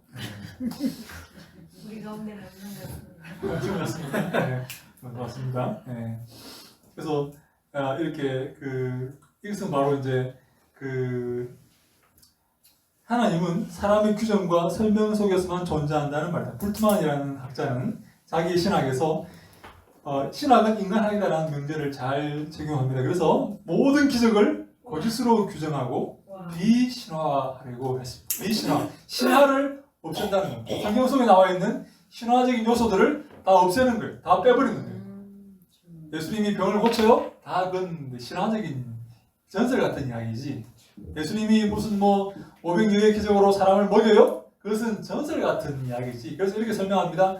사람들이 다 자기 도시락을 다 이렇게 꺼내놔서 어린아이가 도시락을 이렇게 꺼내오니까 사람들이 다 반성을 하면서 자기 도시락을 다 꺼내서 이렇게 나눠 먹었더니 먹고 남았다. 에이 그렇게 해서 먹고 남은 거지. 어떻게 500여의 기적이 말이 되나 그게. 그렇게 설명을 하는 거예요. 예? 신화적인 요소를 성경에서 다 이렇게 없애버리는 그런 일들을 이 독일 신학교에서 하고 있는 것입니다. 여러분 지금도 기적이 일어납니까? 아멘. 네, 지금도 기적이 일어납니다. 그죠? 아멘. 네. 지금 기적이 없습니까? 있습니다. 있습니다. 그래서 성경의 기적은 실제로 일어난 사실입니까? 아니면 신화적인 그런 이야기를 써놓은 겁니까? 사실입니다. 사실입니다. 그것을 믿는 성경을 액면 그대로 믿는 성경 학교를 우리가 만들어요. 왜냐하면 지금 모든 정규 기관의 신학교는 하나님 말씀을 액면 그대로 믿지 않아요. 하나님 말씀을 다른 종교의 경전과 그리고 다른 시대의 문학과 동등한 선상에 놓고 판단을 하고 있어요. 진짜 현실입니다. 진짜 현실입니다, 여러분. 진짜 현실입니다. 예. 이게 바로 소위 역사 비평입니다. 역사 비평 안 하는 신학교 있습니까? 우리 신학교는 안 하나. 우리 신학교 안 하죠. 우리 신학교 좋은 신학교. 신학교인데 지금 독일의 제가 솔직히 한국 신학교는 다 독일의 신학교 99%가 다 역사 비평을 다 하고 있습니다. 역사적으로 인정된 것만 받아들이지 역사적으로 검증되지 않은 것은 받아들이지 않습니다. 그래서 부활을 받아들이지 않는 거예요. 그래서 한국에 있는 목사들 가운데도 부활을 믿지 않는 목사들이 많이 있어요. 부활을 믿지 않습니다. 그건 하나의 역사적인 하나의 전설적인 이야기지 그걸 갖다 실제 일어난 사건이라고 믿지 않는다는 거예요. 그래서 성경의 모든 기적을 거짓으로 규정하고 비신화와 신화적인 것들을 없애는 그런 작업을 바로 이 불트만이 한 것입니다. 이런 추세는 성경을 다른 문학 작품이나 종교 경전과 같은 선상에 놓고 연구해야 한다는 관점을 전제한 것이다. 성경은 다른 문학 작품과 다른 종교 경전과 똑같은 위치에 있다는 거예요. 다른 문학 작품들은 우리가 보면 제자들이 바꾸기도 하고 이름을 바꾸기도 하고 또 판을 거듭할수록 수정하기도 하고 짜집기도 하고 거짓된 뻥이 들어있고 그렇지 않습니까? 성경도 그럴 것이라고 하는 거예요. 성경을 이렇게 그런 기준으로 바라보고 재단하다 보니까 이것은 여기서 이쪽으로 넘어가는 게 부자연스럽다. 아, 이것은 편집되고 짜집게 한 것이다. 이렇게 후대인 사람들이 짜집게 한 것이다. 그렇게 설명을 하는 거예요. 내가 잘 이해가 안 돼? 잘 이해가 안 돼? 아, 그래, 이것은 이건 바울이 쓴 게 아니고 이건 다른 후대 바울의 제자들이 쓴 건데 바울의 이름을 걸어놓고 쓴 거다. 그렇게 설명을 하는 겁니다. 자기가 이해가 잘 안 될 때 성경을 액면 그대로 받아들이고 경전으로 참된 진리의 경전으로 받아들이는 게 아니라 내 관점으로 성경을 비판하는 거예요. 내가 중심이 되어서 성경을 판단하는 겁니다. 반대말은 성경을 액면 그대로 받아들이고 성경을 통해서 내가 변화받는 거예요. 성경을 통해서 내가 변화받는 이 일이 아니고서는 우리 영혼이 변화하지 않습니다. 영혼이 발전하지 않아요. 믿음은 들음에서 나는 거예요. 하나님의 말씀을 듣고 하나님의 말씀을 순종할 때 우리 믿음이 생기는 거지. 내가 내 기준으로 하나님의 말씀을 재단하고 판단할 때 내 믿음은 생기지 않습니다. 믿음은 들음에서 나고 들음은 그리스도의 말씀으로 말미암느니라라고 성경이 말씀하고 있기 때문에 그래서 우리가 사랑하는 여러분, 그래서 우리가 하나님 말씀만 액면 그대로 저는 신학이라는 말도 좀 문제가 있다고 봐요. 신학, 하나님에 대한 공부하는 것, 그것을 하기 때문에 철학이 들어왔고, 그래서 많은 사람들이 성경을 내 입장에서 성경을 바꾸려고 하고 평가, 판단하게 된 거예요. 그래서 온전히 성경만 공부하는 성경학교가 우리에게 참된 성경학교, 오직 성경만 공부하고 성경만 가르치고 성경을 통해서 내가 변화받고 성경의 하나님의 계시의 말씀을 내가 온전히 받아들이는 이런 성경학교가 우리에게 필요하다. 고급, 고등 지금 제가 성경 이 주일학교를 말하는 게 아니고 물론 주일학교도 필요하지만 정말 하나님의 말씀만 전문적으로 액면 그대로 진리된 말씀으로 받아들이고 공부하는 그런 성경학교가 저는 필요하다고 생각합니다.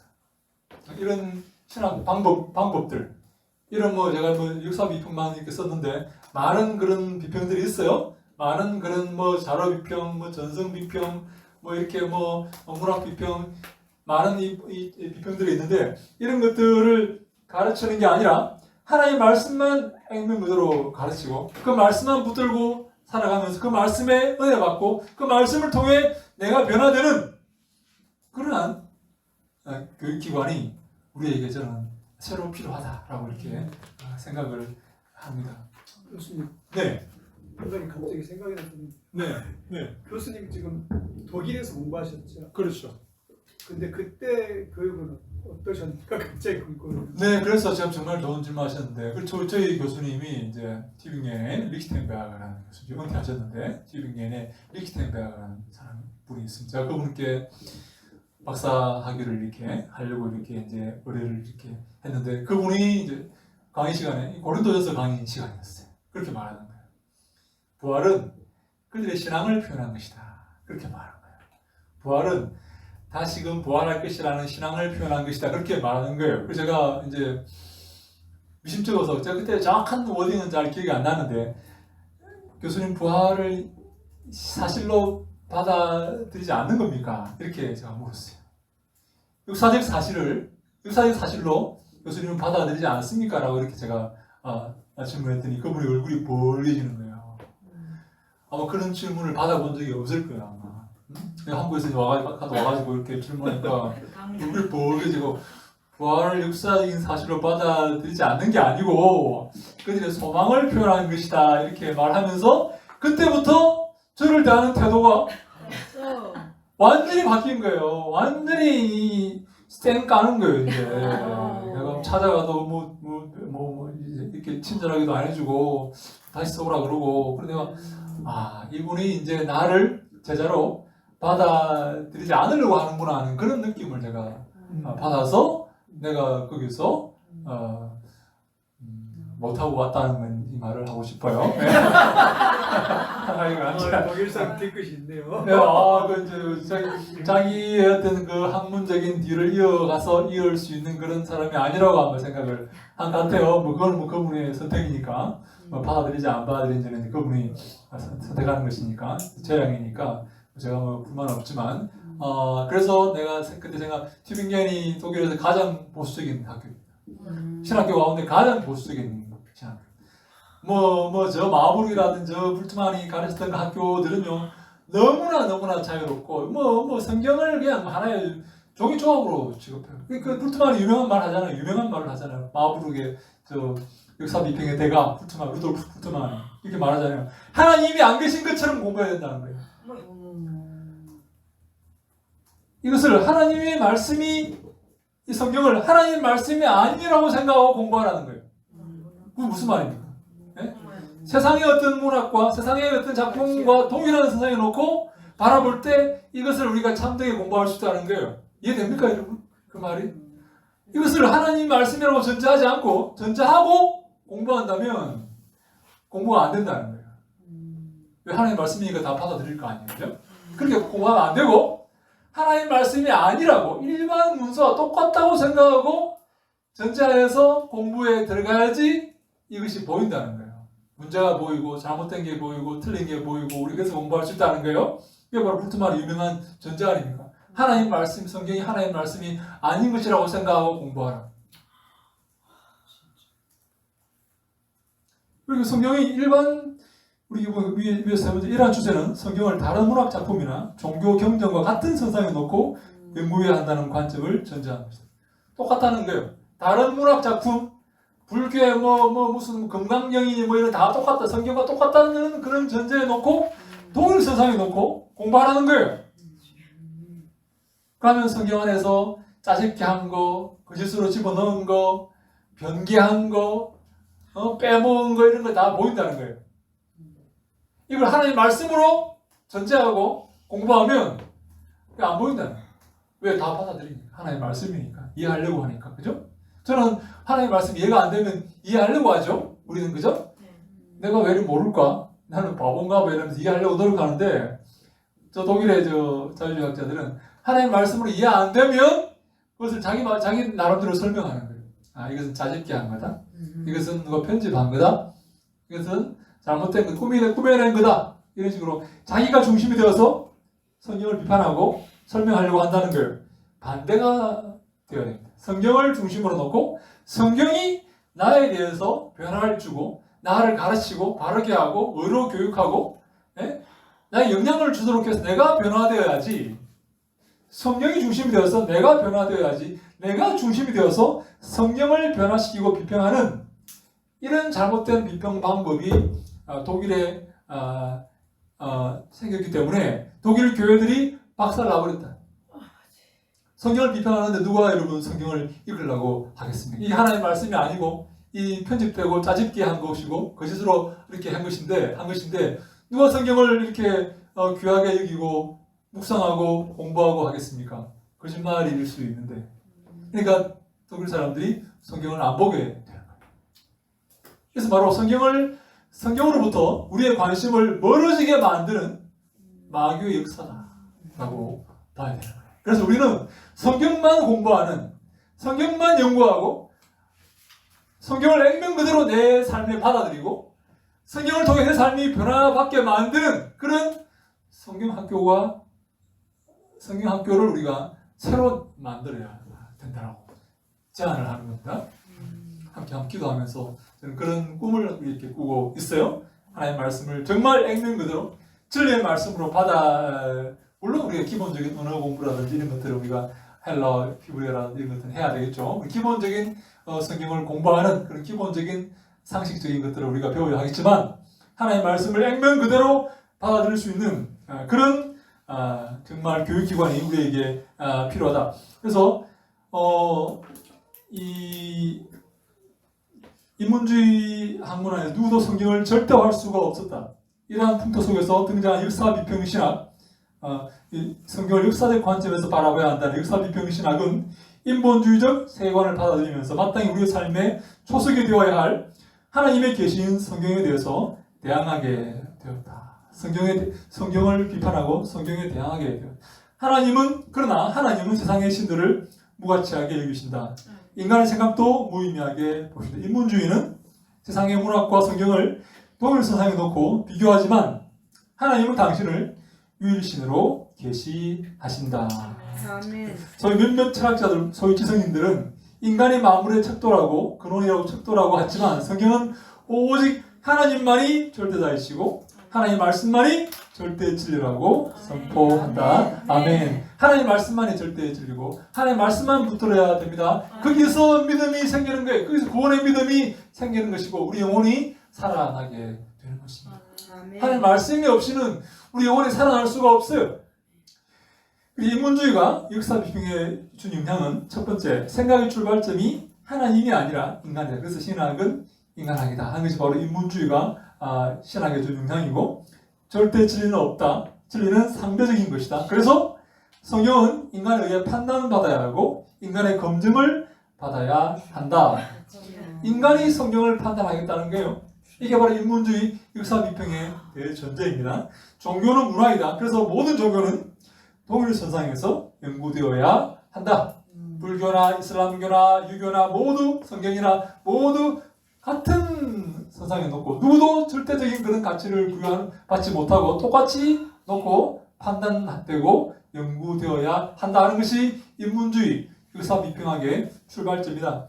하나님 계시는 하나의 종교적 현상일 뿐이다. 그래서 기독교의 믿음은 다른 종교의 믿음과 같은 성질의 같은 종류의 것이, 특별히 기독교의 믿음이 구원받는 믿음이고 이거 없이 그들의 믿음과 불교의 믿음과 이슬람교의 믿음과 기독교의 믿음은 똑같은 것이다 라고 생각하는 것이 바로 인문주의의 대전제이다 하는 것입니다. 그래서 그런데 하나님 말씀은 불의로 진리를 막는 자들을 정죄한다.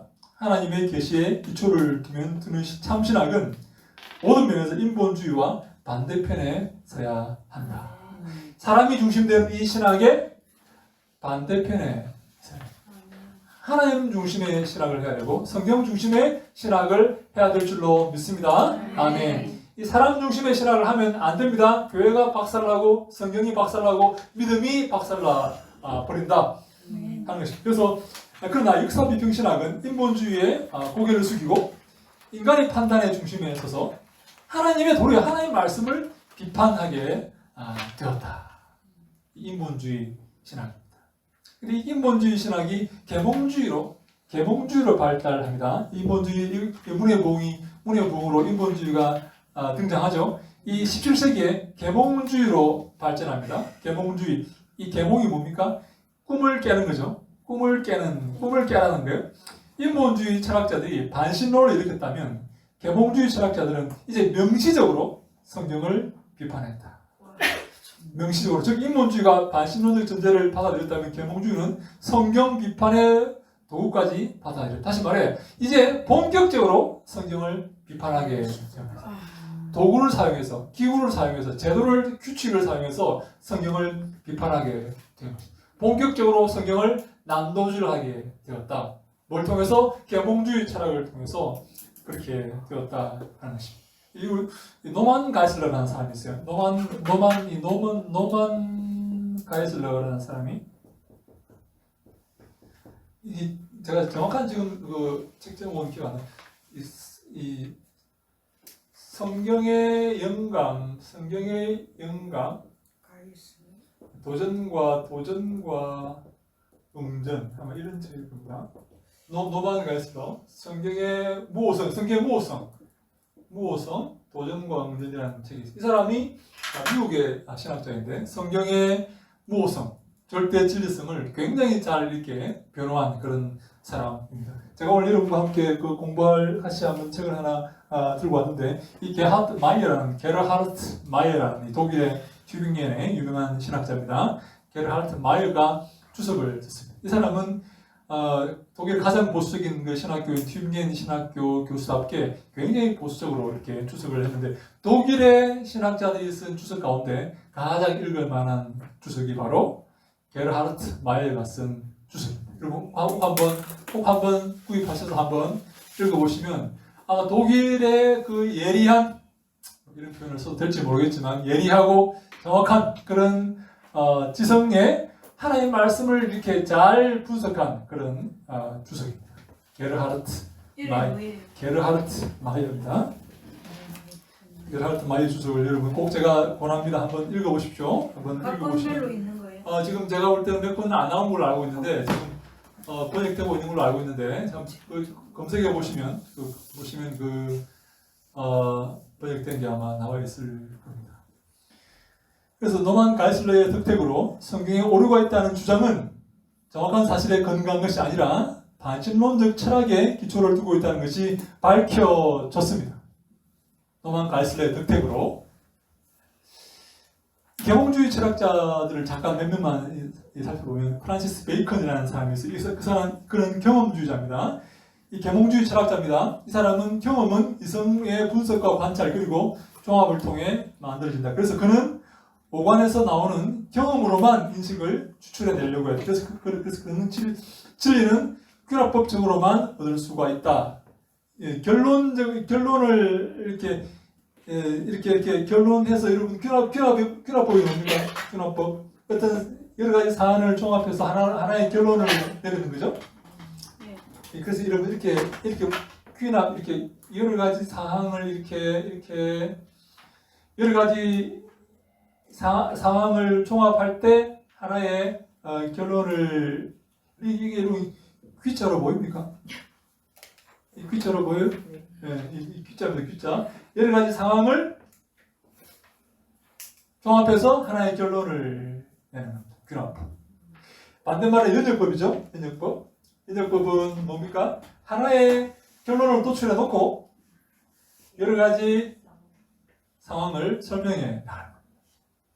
균합법은 여러 가지 상황을 고려해 볼 때 이렇게 결론을 내리는 거고, 연역법은 반대로 하나의 결론을 도출하고 여러 가지 상황에 이렇게 적용해 보는 것입니다.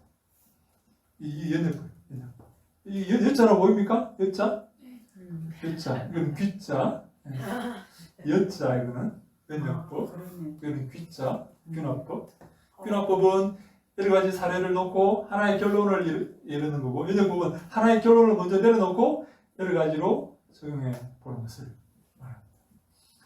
이 프란시스 베이컨은 균합법적인 그런 철학을 했기 때문에 이성을 중심으로 경험적으로 얻을 수 있는 것이어야만 주님이 인정하시나 주님이란다 진리로 받아들일 수 있다 그렇게 말하는 거예요. 그래서 이성을 사용해서 성경을 비판해야 된다 그렇게 이 프란시스 베이컨이 그렇게 말합니다. 토마스 홉스라는 사람이 있어요. 이 사람도 경험주의자이지만 이 사람은 정확하게 말하면 유물론적인 철학자입니다. 물질만이 존재한다는 그런 사람이죠. 유물론. 오직 물질만 존재한다. 영혼이나 정신은 존재하는 게 아니라 오직 물질만 존재한다는 그런 사람이죠.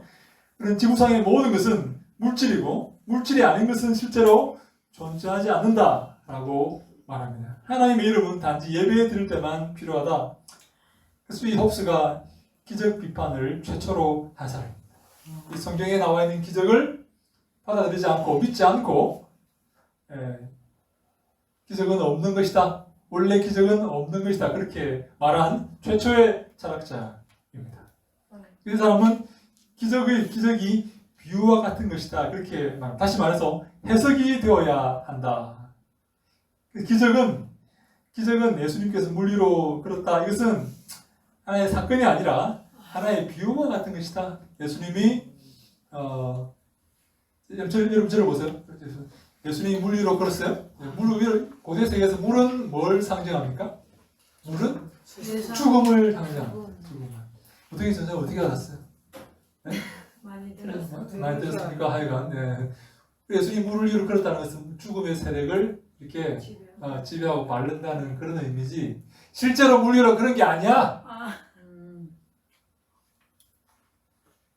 이렇게 말하면 여러분 어떻습니까?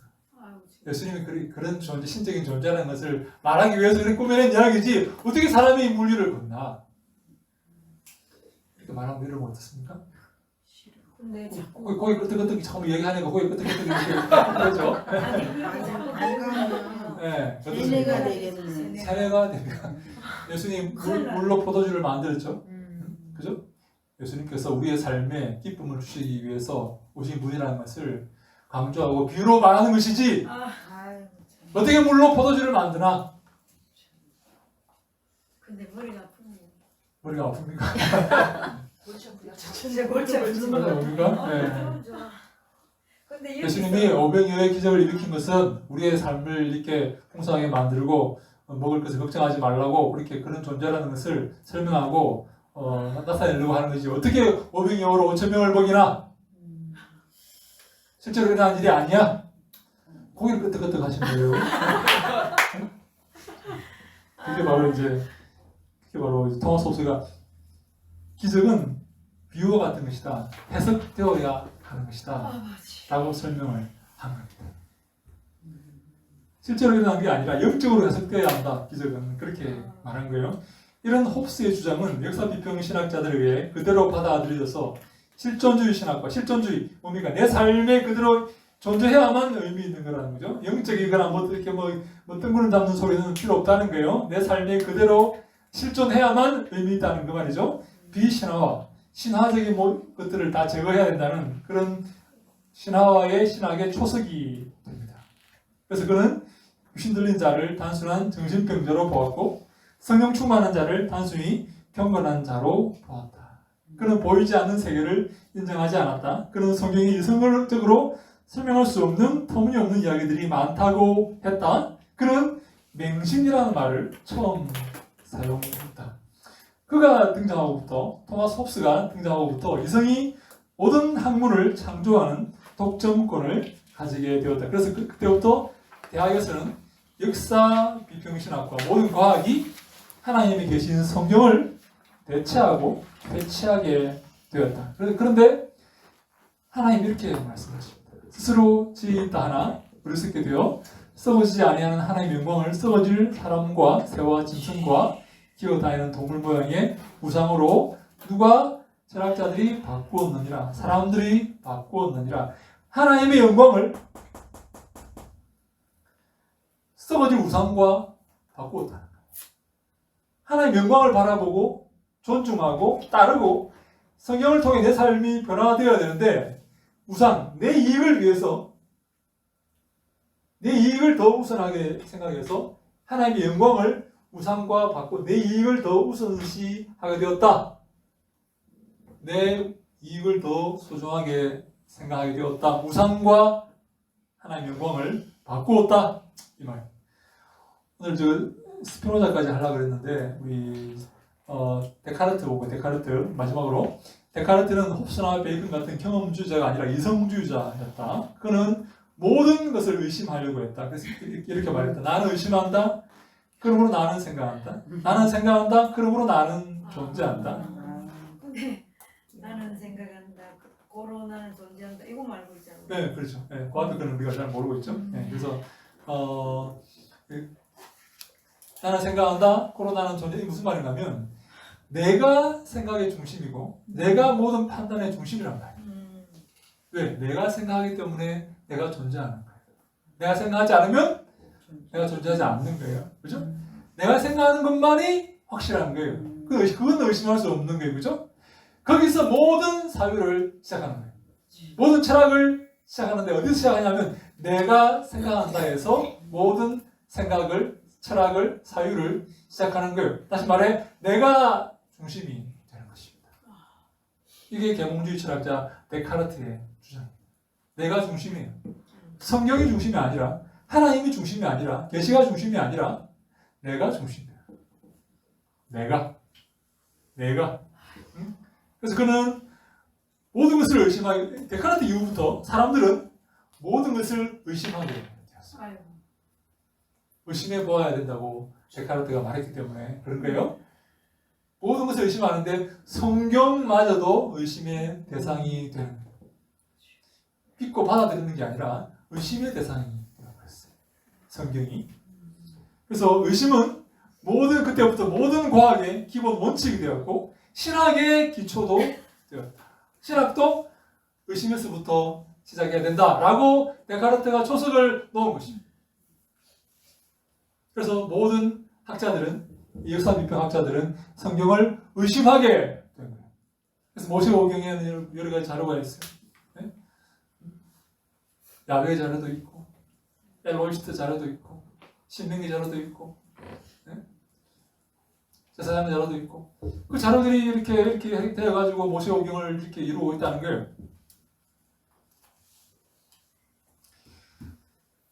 그래서 데카르트의 주장을 받아들인 역사 비평 신학자들은 하나님의 계시를 살아계신 말씀으로 받아들이지 않고 의심과 비평의 대상으로 받아들이게 된 것입니다. 내가 의심하기 때문에, 내가 생각하기 때문에, 내가 존재하기 때문에 하나님의 말씀도 의심해야 되고 비평해야 된다고 생각을 하게 된 것입니다. 예, 다음에 이 스피노자 잠깐 보면, 스피노자가 내가 왜 중요하냐면 스피노자가 중요해요. 이 사람 때문에 많은 그 잘못된 방법들이 들어오기 때문에 그렇죠. 그리고 뒤에는 이 칸트도 등장합니다. 칸트도 다음 시간에 잠깐 볼 수 있도록 그렇게 하겠습니다. 혹시 질문 있습니까? 아까 제가 네. 질문한 네. 아까 제가 질문한 거 네. 다시 한번. 신학 아니 목회자가 되기 위해서 네. 신학을 공부하기 전에 네. 철학이나 다른 뭐 역사나 이런 특별히 철학을 공부하는 이유가 그렇죠. 이제 철학적인 방법을 이렇게 사용하고 그 철학적인 생각하는 그 능력, 생각하는 어떤 이 방법 이런 기술들을 훈련시키기 위해서 저도 철학을 공부했거든요. 제가 입학 시험 칠 때 철학 시험이 있었어요. 네, 철학을 공부해야 됐습니다. 근데 제가 지금 돌이켜 볼 때는 철학을 공부하면 안 돼요. 신학을 성경을 제대로 공부하고 성경의 어떤 가치관과 세계관에 확실히 참여하고 이렇게 자리가 잡혀 있을 때 우리가 철학을 공부해야지. 잘못 철학을 공부하고 성경으로 들어갈 때 우리가 철학적 가치관과 그런 관점을 이 성경에 투영시킬 수 있기 때문에 철학을 공부하는 것이 위험하다. 그래서 여러분들에게 철학을 공부하는 것을 권하지 않습니다. 바로 성경으로 들어가야 됩니다. 바로 성경을 공부해야 됩니다. 성경에서 우리에게 말하는 것을 액면 그대로 받아들여야 됩니다. 내가 주인 되어서 비판하는 게 아니라 성경이 나를 비판하게 만듭니다. 그럼 이런 역사 철학 네. 계속 철학에 대해서 배웠는데 네. 배우는 게 기초로 해가지고 그러면 상대주의나 종교다원주의가 네. 지금 오늘날에 그렇게 발전하는 거예요? 그럼요. 바로 그렇죠. 다 같은 뿌리를 갖고 있는, WCC 다 같은 뿌리를 갖고 있는 거예요. 성경을 절대화시키지 않는 거예요. 절대화하지 않는 거예요. 진리의 말씀, 생명의 말씀으로 받아들이지 않는 거예요. 다른 종교, 다른 문화랑 똑같은 통일 선상에 놓고 보자는 겁니다. 그게 종교다원주의 아니에요. 그러니까 성경 말씀을 진리를 받아들이지 않기 때문에 제가 볼 때는 동성애를 하는 거예요. 동성애를 받아들이는 거예요. 다른 데도 구원했다고 말하는 거예요. 성경을 절대 진리로 받아들이지 않기 때문에 그렇죠. 아버지. 성경을 절대 진리로 받아들이는 성경만을 우리가 연구하고 공부하고 성경을 통해서 내가 성경을 비판하고 판단하는 게 아니라 성경이 나를 판단하고 비판할 수 있도록 내어드리는 것, 자기를 부인하고 십자가를 지는 것, 그것을 가르치는 참된 교육기관이 우리에게 필요하다. 네, 그렇게 믿습니다. 자, 여러분 지난주에 제가 소개해드린 에타 린네만 책이 있죠. 그 책도 여러분 참고하시고 제가 금방 보여드렸던 게하트 마이어 책도 여러분 한번 이렇게 보시고 또 이렇게 노만 가이슬러 책도 여러분 한번 보시면 많은 학자들 가운데 정말로 우리에게 하나님의 말씀의 절대성과 유일성과 영감성을 가르치는 그런 극히 제한된 학자들이 바로 그 학자들입니다. 그래서 읽으시면 큰 도움이 되리라 믿습니다. 네. 다른 질문 있습니까? 없습니까? 네. 머리가 아프고 배가 아프고. 머리가 아프니까? 네. 배가 고픕니까? 배가 아프다고. 네. 자, 막 그래요. 이러니까. 이들 우리 고민하고 꼭 그렇지 않으면 고민하지 않고 여러분 가만히 있으면 안 됩니다. 고민하고 연구하고 무엇이 옳은 것인가? 내가 어떻게 해야 내 영혼이 살 수 있나? 내가 살아나고 교회가 살아나고 하나님께 영광 돌릴 수 있나를 고민해야 됩니다. 연구하고 상고하고 해야만 결과를 얻을 수가 있는 겁니다. 가만히 있으면 안 돼. 떠내려갑니다. 왜냐하면 이 역사 비평을 하는 학자들이 99% 참된 말씀만 붙들고 말씀의 진리를 이렇게 인정하고 받아들이는 학자들이 제가 볼 때는 거의 없어요. 독일에서 나온 책들을 여러분 제가 나중에 한번 소개해드릴 예정이지만 독일에서 나온 책들 가운데 정말로 이 사람은 중도적인 사람이다. 정말 이 사람은 균형 잡힌 큐멜이라는 사람, 큐멜 여러분 나중에 내가 소개해드릴 텐데 독일에 큐멜이라는 사람이죠. 게오르기 큐멜입니다. 이 사람 큐멜, 우물어트입니다. 큐멜이라고 이렇게 큐멜이라고 이렇게 한번 찾아보세요. 인터넷에 한번 큐멜 게오르기 큐멜입니다. 큐멜이라는 사람이 있는데 이 사람 신약 성경 이렇게 서론이라든지 이런 책들을 많이 썼는데 이 사람은 정말 중도적인 사람이에요. 좀 균형 잡힌 사람. 이 사람 정말 우리가 이렇게 좌로 이 역사 비평이나 자유주의 쪽으로 이렇게 치우친 사람이 아니라 중도적인 사람. 이 사람이 뭐라고 말하는 줄 아세요? 역사 비평을 하지 않으면 성경을 제대로 공부할 수 없다고 말해요. 이 사람. 참 이렇게 우리가 보면 참 너무나 안타까운 일들이 많이 지금 일어나고 있어요. 지금 거의 대부분의 신학교, 독일의 정말 유수한 이런 대부분의 신학교들이 다 이 역사 비평을 가르치고 있고 이렇게 하지 않으면 학위를 받지 못해요. 학위를 안 준다고. 그 자체를 비판하는 거예요, 킴멜. 퀸멜이라는 사람이 중도적인 사람인데 네. 이거를 받아들이지 않으면 역사 비평을 받아들이지 않으면 성경을 공부할 수 없다고 말합니다. 그럼 그 어찌라는 거 받아들이라는 말이에요. 이 사람. 받아들이는 말이에요. 이 사람. 잘못된 거. 그럼에도 잘못된 것임에도 불구하고 이 사람이 그렇게 과격한 사람이 아니에요. 아주 온건한 사람이에요. 이 사람도 이걸 받아들여야 된다. 타협하는 건 그러니까 제 말이 무슨 말인가? 이러한 것을 받아들이는 풍토가 독일에 지금 만연하고 있고 99% 이상이 다 받아들이고 있다. 그 현실을 그냥 직시하고 말한 거예요? 아니면 퀸멜 저분은 그걸 인정하는 건 아니죠? 이 사람도 제가 인정하는 거예요. 인정하는. 이 사람도 온건한 사람이지만 인정하고 있는 거예요. 이 사람이 인정할 정도면 거의 다 지금 다 그렇게 독일의 신학자들이 거의 다 그렇게 하고 있고 역사 비평 방법을 사용하지 않으면 독일에서 학위를 받을 수가 없어요. 근데 그런 곳에 어떻게 가시는? 펼쳐지게 싸워야 되겠네. 그렇죠. 이제 우리가 그래서 제가 볼 때 우리가 독일에 선교를 가야 돼. 그런 것들. 진짜 성경. 이집트에 가지 말고 독일에 가가지고 우리가 복음을 전해야지. 지금 그 사람들이 복음을 다 잊어버렸어. 성경을 잃어버렸어. 예복하는데 이게 하나님을 인정 안 하는데 공부는 왜 하려고 그래요? 그 사람들 그 직업에 하나 직업. 지금 이게 뭐 이러면 그 사람들의 그 마인드가 그거예요. 공부를 성경을 비판하지만 믿음은 가질 수 있다. 부활도 안 믿으면서 뭘 믿어요? 하나님 어떻게 믿어요? 여러분 왜 그 사람 이렇게 말해요. 비판과 믿음은 별개의 문제다. 비판할 수 있고 믿음도 가질 수 있다. 여러분 루돌프 불트만이에요. 제가 이 성경 역사 비평의 대가라고 했지 않습니까? 대가입니다. 완전히 모든 이적을 다 인정하지 않습니다. 다 성경에서 빼야 된다. 다 빼야 된다. 세상에. 근데 여러분 불트만이요. 얼마나 설교를 잘하는지 아세요? 근데 그 신을 어떻게 믿어? 그것도 안 믿으면서 신이 존재를 믿어요 그러면? 안 믿는 거잖아요.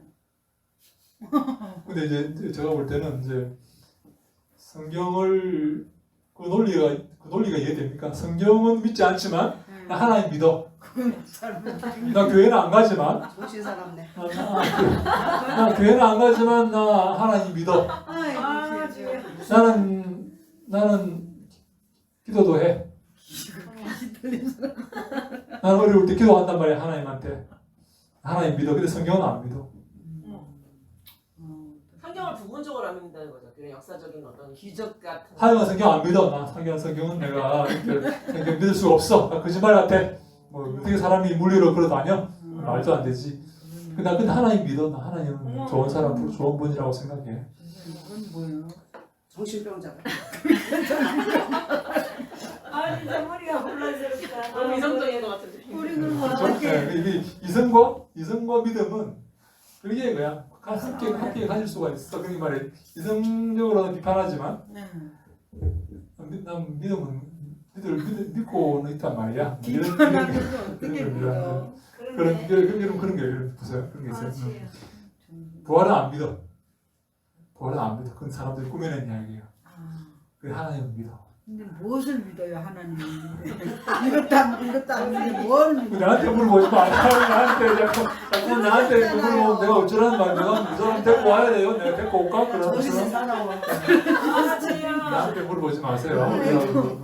목사님 우리가 근데 교수님 지금 이걸 우리가 역사를 배우는 거잖아요. 과거에 저런 사람들에 대해서. 근데 중요한 건 지금 현실, 현재, 지금 이 시대 믿음의 사람들 또 다음 세대 아이들. 너무 문제인 것 같아요. 성경을 성경대로 안 믿어. 여러분 그래서 그런 사람 많이 있어요. 그 동성애를 받아들여야 된다. 그런 사람도 많이 있잖아요. 그 목사들 가운데도 그런 사람 있어요. 성경이 분명히 동성애를 죄라고 말했지만 믿지 않는 거예요. 합덕 신학교에서 교수가 동성애 했지 말랐다고 잘렸다며요. 합동 측에서요? 네. 아 그런 일이 있었나요? 네. 네. 그 말이 듣는데. 동성애를 비판하고 반대했다고 해서 네. 잘렸어요? 네. 오. 근데 그 사람이 이제 그거를 법정 싸움에서 이겨갖고 다시 들어갔다고 하는 말도 있더라고요. 맞아요. 그런 이런 말, 이 추세가 동성애를 받아들이고 이런 성경을 비판하고 성경은 이렇게 과거의 유물이고 나중에 또 내가 그 칸트 얘기하겠지만 칸트가 이렇게 말해요. 우리가 옛날에 우리가 성경이 없었던 시대가 있었고 아무것도 없었던 시대가 있었죠, 그죠? 네. 성경 시대가 있었고 네. 지금은 성경 이후 시대라는 거예요. 칸트가 이렇게 말해요. 옛날에 성경을 몰랐던 원시 시대가 있었고 성경을 갖고 있었던 시대가 있었는데 지금은 성경 이후 시대라는 거예요. 성경을 액면 그대로 지킬 필요가 없이 우리 이성을 사용해서 내가 판단을 내리고 내가 이렇게 내 나름대로 삶을 살아야 된다라고 이렇게 이마누엘 칸트가 주장을 해요. 이런 것도 임마누엘이야. 이런 별 의미 없습니다. 네, 그래서 그런 사람들이 그런 생각을 갖고 있다는 거예요. 독일의 철학자들이 특별히 그런 마인드를 갖고 있는데 우리가 그 와중에서 하나님의 말씀을 굳건히 지키고 받아들이고 인정하고 붙들고 살 수 있는가? 말씀을 절대 진리로 지금도 받아들이며 살 수 있는가? 하는 것이 오늘날 우리에게 필요한 관건이고 마음 자세이다. 그렇게 말할 수가 있습니다. 그래서 우리 경기 중심 모든 우리 동역자들은 어떠한 그 유혹과 어떠한 그 어려움이 있더라도 하나님의 말씀을 끝까지 부여잡고 절대 진리로 부여잡고 그 말씀을 우리의 믿음의 그런 텍스트로 받아들이고 이 말씀을 가장 사모해야 될 줄로 믿습니다. 아멘. 네. 좋습니다. 또 질문 있습니까? 근데 철학자들이 하는 것들을 왜 신학자들이 이렇게 받아들이게 되는 계기가 네. 철학자들의 이성이라든지 뭐 이런 거를 왜 거의 신학계까지 다 그렇죠. 이게 잘못된 거예요. 철학자들이 우리 특별히 풀트만 같은 것도 하이데거의 실존 철학을 받아들이거든요. 루돌프 풀트만이 독일의 철학자 하이데거의 실존주의 철학자 하이데거의 실존 철학을 받아들이는 거예요. 그래서 그 실존주의 신학을 하는 거예요. 근데 이 신학자들이 철학을 반대하고 철학을 대적하여서 하나님의 말씀을 세워가야 되는데 철학적인 방법을 받아들여가지고 이거 방법론을 가지고 성경을 크게 비추어서 연구하려고 하는 것이죠. 잘못된 것입니다. 잘못된 거예요. 세상과 타협하는 것이죠. 이 타협하는 거예요. 타협. 근데 그 신학자들이면 하나님을 아시는 분들일 텐데도 근데 여러분 지금 한 가지 우리가 기억할 것은 뭔가 하면 절대로 신학자들이라고 해서 뭐 훌륭한 사람이고 하나님을 알고 거룩한 사람이라고 보면 안 된다. 목사들도 마찬가지고, 목사들도 마찬가지고, 예, 얼마나 목사들 가운데 예? 형편없는 저도 그렇습니다. 그죠? 약간 이렇게 얼마나 정말 폼이 없는 그런 사람들도 많고 아 맞죠. 그 모습은 저처럼 이렇게 허우대는 멀쩡하지만 정말 형편없는 예? 믿음도 없고 참 그런 사람들이 얼마나 많은지 제가 지난주에 어떤 목사님이 저한테 이 시간이 좀 많이 갔지만 전화를 했어요. 한 목사님이 정말 나이가 이제 내일 모레 은퇴하는 목사님인데 어떤 교회가 이렇게 나온 거예요. 그 교회를 빼앗으려고, 아예 빼앗는다는 표현이 좀 그렇지만 그 교회 가려고 불법을 이렇게 행하면서 그 얼마나 목회한다고 그 교회 가려고 있는 사람들을 몰아내고 예? 그 교회 장로가 작당을 해가지고 그 교회를 이렇게 차지하려고 막 이렇게 하는 그 모습을 저한테 이야기를 해주면서 한탄을 하는 거예요. 이런 사람들이 있다면서. 여러분 절대로 여러분 신학자 목회자들 믿을 수 없다. 믿음은 불신을 제가 조장하는 게 아니고 우리는 오직 하나님의 말씀만 붙들고 말씀만 이렇게 받아들이고 그리고 여러분 좋은 목회자를 만나는 것, 좋은 신학자들을 만나는 게, 좋은 선생을 만나는 게 얼마나 중요한지 모릅니다. 잘못된 선생을 만나면요, 이 소경이 소경을 인도한다고 같이 웅덩이에 빠져서 같이 지옥에 떨어질 수도 있습니다.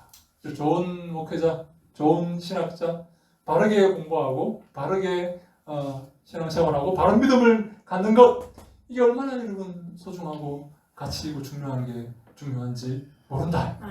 여러분 우리가 서점에 가면 얼마나 많은 책들이 나와 있습니까? 그죠? 얼마나 많은 책들이 나옵니까? 잘 분별해서 읽어야 됩니다. 다 그걸 읽을 수 없어요. 잘 주자 선택해서 정말 내게 영혼에 도움되는 그런 책들을 골라서 읽어야지. 다 어떻게 읽어요? 그죠? 근데 잘못된 독약이 들어있는 책을 읽으면 영혼이 망가질 수가 있는 거예요. 그런 면에서 우리가 잘 공부해서 바르게 또 우리 성도들을 바르게 쉴만한 물가로 푸른 초장으로 인도할 수 있는 우리가 되어야 되는 것이죠. 네. 자, 그럼 기도할까요? 같이 한번 기도합시다. 오늘 제가 오늘 하나의 말씀 붙들고 말씀만 붙들고 나아가는 우리가 되게 해주옵소서, 주시옵소서. 우리 사랑하는 우리 모든 우리 동역자들을 주님께서 함께 하시고 긍휼을 베푸시고 지키셔서 그들의 모든 수고를 통해 주님 영광 받으시고 주님 참된 지혜와 참된 말씀과 진리를 저희들에게 허락하여 주시옵소서. 어둠의 세력이 տն타지 못하도록 함께하여 주시옵소서. 우리 1분간 같이 기도하시고 우리 목사님 아침에 기도하고 아침이다 기도합시다. 아버지 하나님 감사합니다. 저희들 사랑하셔서 또 하나님 말씀 공부하게 하시니 감사합니다. 저희들 붙잡아 주시고 인도하여 주시옵소서. 은혜 가운데 살게 하시고 주의 말씀 붙들고 살게 하시고 은혜 붙들고 살게 하시고 말씀의 그 진리만 주님 따라서 살아가는 우리 모두가 다 되게 하여 주시옵소서. 이 땅에서 많은 유혹과 많은 잘못과 많은 죄가 범람하지만 주님 말씀 붙들고 주님만 의지하며 살아가는 우리 모두가 아버지여 다 되게 하여 주시옵소서. 사랑하는 동역자들 붙잡아 주시고 은혜로 지켜주시고 함께하여 주시옵소서. 말씀 붙들고 승리하는 우리 모두가 되어서 하나님 우리 모든 우리 수고와 우리의 모든 아버지와 노고 위해서 주님 영광 거두어 주시옵소서. 할렐루야. 사랑의 주님 감사합니다. 아버지 오늘도 귀한 아버지 우리 이용진 교수님을 통하여 고린도전서 말씀을 풀어가시다가 고린도 교회 아버지 그 상황에서 하나님 우리 주님의 역사로 성령의 역사로 바울을 통하여 귀한 말씀을 주신 주님 오늘날 저희들에게 주신 줄로 믿습니다. 아멘. 하나님 아버지 우리 하나님 모시기에 참으로 지혜로운 자 참을 선택하며 참된 길을 갈 수 있는 우리가 되게 하여 주시옵소서. 아멘. 너무나 혼란스럽고 너무나 혼탁한 이 마지막 시대에 하나님 저희들을 불쌍히 여겨 주시옵소서. 아멘. 참된 진리와 참된 스승 참된 배움으로 온전히 주님만 따르며 온전한 말씀 가운데 저희들 끝까지 승리하게 하여 주시옵소서. 아멘. 하나님 우리 경기총신을 사랑하시고 축복하신 주님을 찬양합니다. 아멘. 귀한 교수님들 통하여서 귀한 가르침을 통하여 참된 복음을 듣게 하시고 아버지 올바른 가르침으로 저희들 아버지 가르쳐 주시니 감사합니다. 아멘. 하나님 이 마지막 때를 온전한 믿음과 온전한 중심으로 살아낼 수 있도록 하나님 저희들에게 힘과 능력과 지혜를 더하여 주시옵소서. 아멘. 우리 이용진 교수님 하나님 앞으로의 모든 사역 위에 앞으로의 모든 길을 우리 하나님께서 인도하여 주시고 아버지. 지도하여 주시옵소서. 아멘. 아버지 모든 것을 주께 의지하며 의탁합니다. 아버지. 하나님 인도하시고 함께하여 주시옵소서. 아멘. 우리 아버지 경기총신 모든 우리 학생들도 귀한 교수님들의 가르침을 따라 더욱더 믿음을 굳게 하며 아버지 마지막 때를 아버지 살아낼 수 있는 귀한 복된 믿음으로 함께하여 주시옵소서. 아멘. 감사합니다. 주님 한 주간도 승리하게 하여 주시옵소서. 아멘. 감사하고 예수 그리스도 이름으로 기도합니다. 아멘.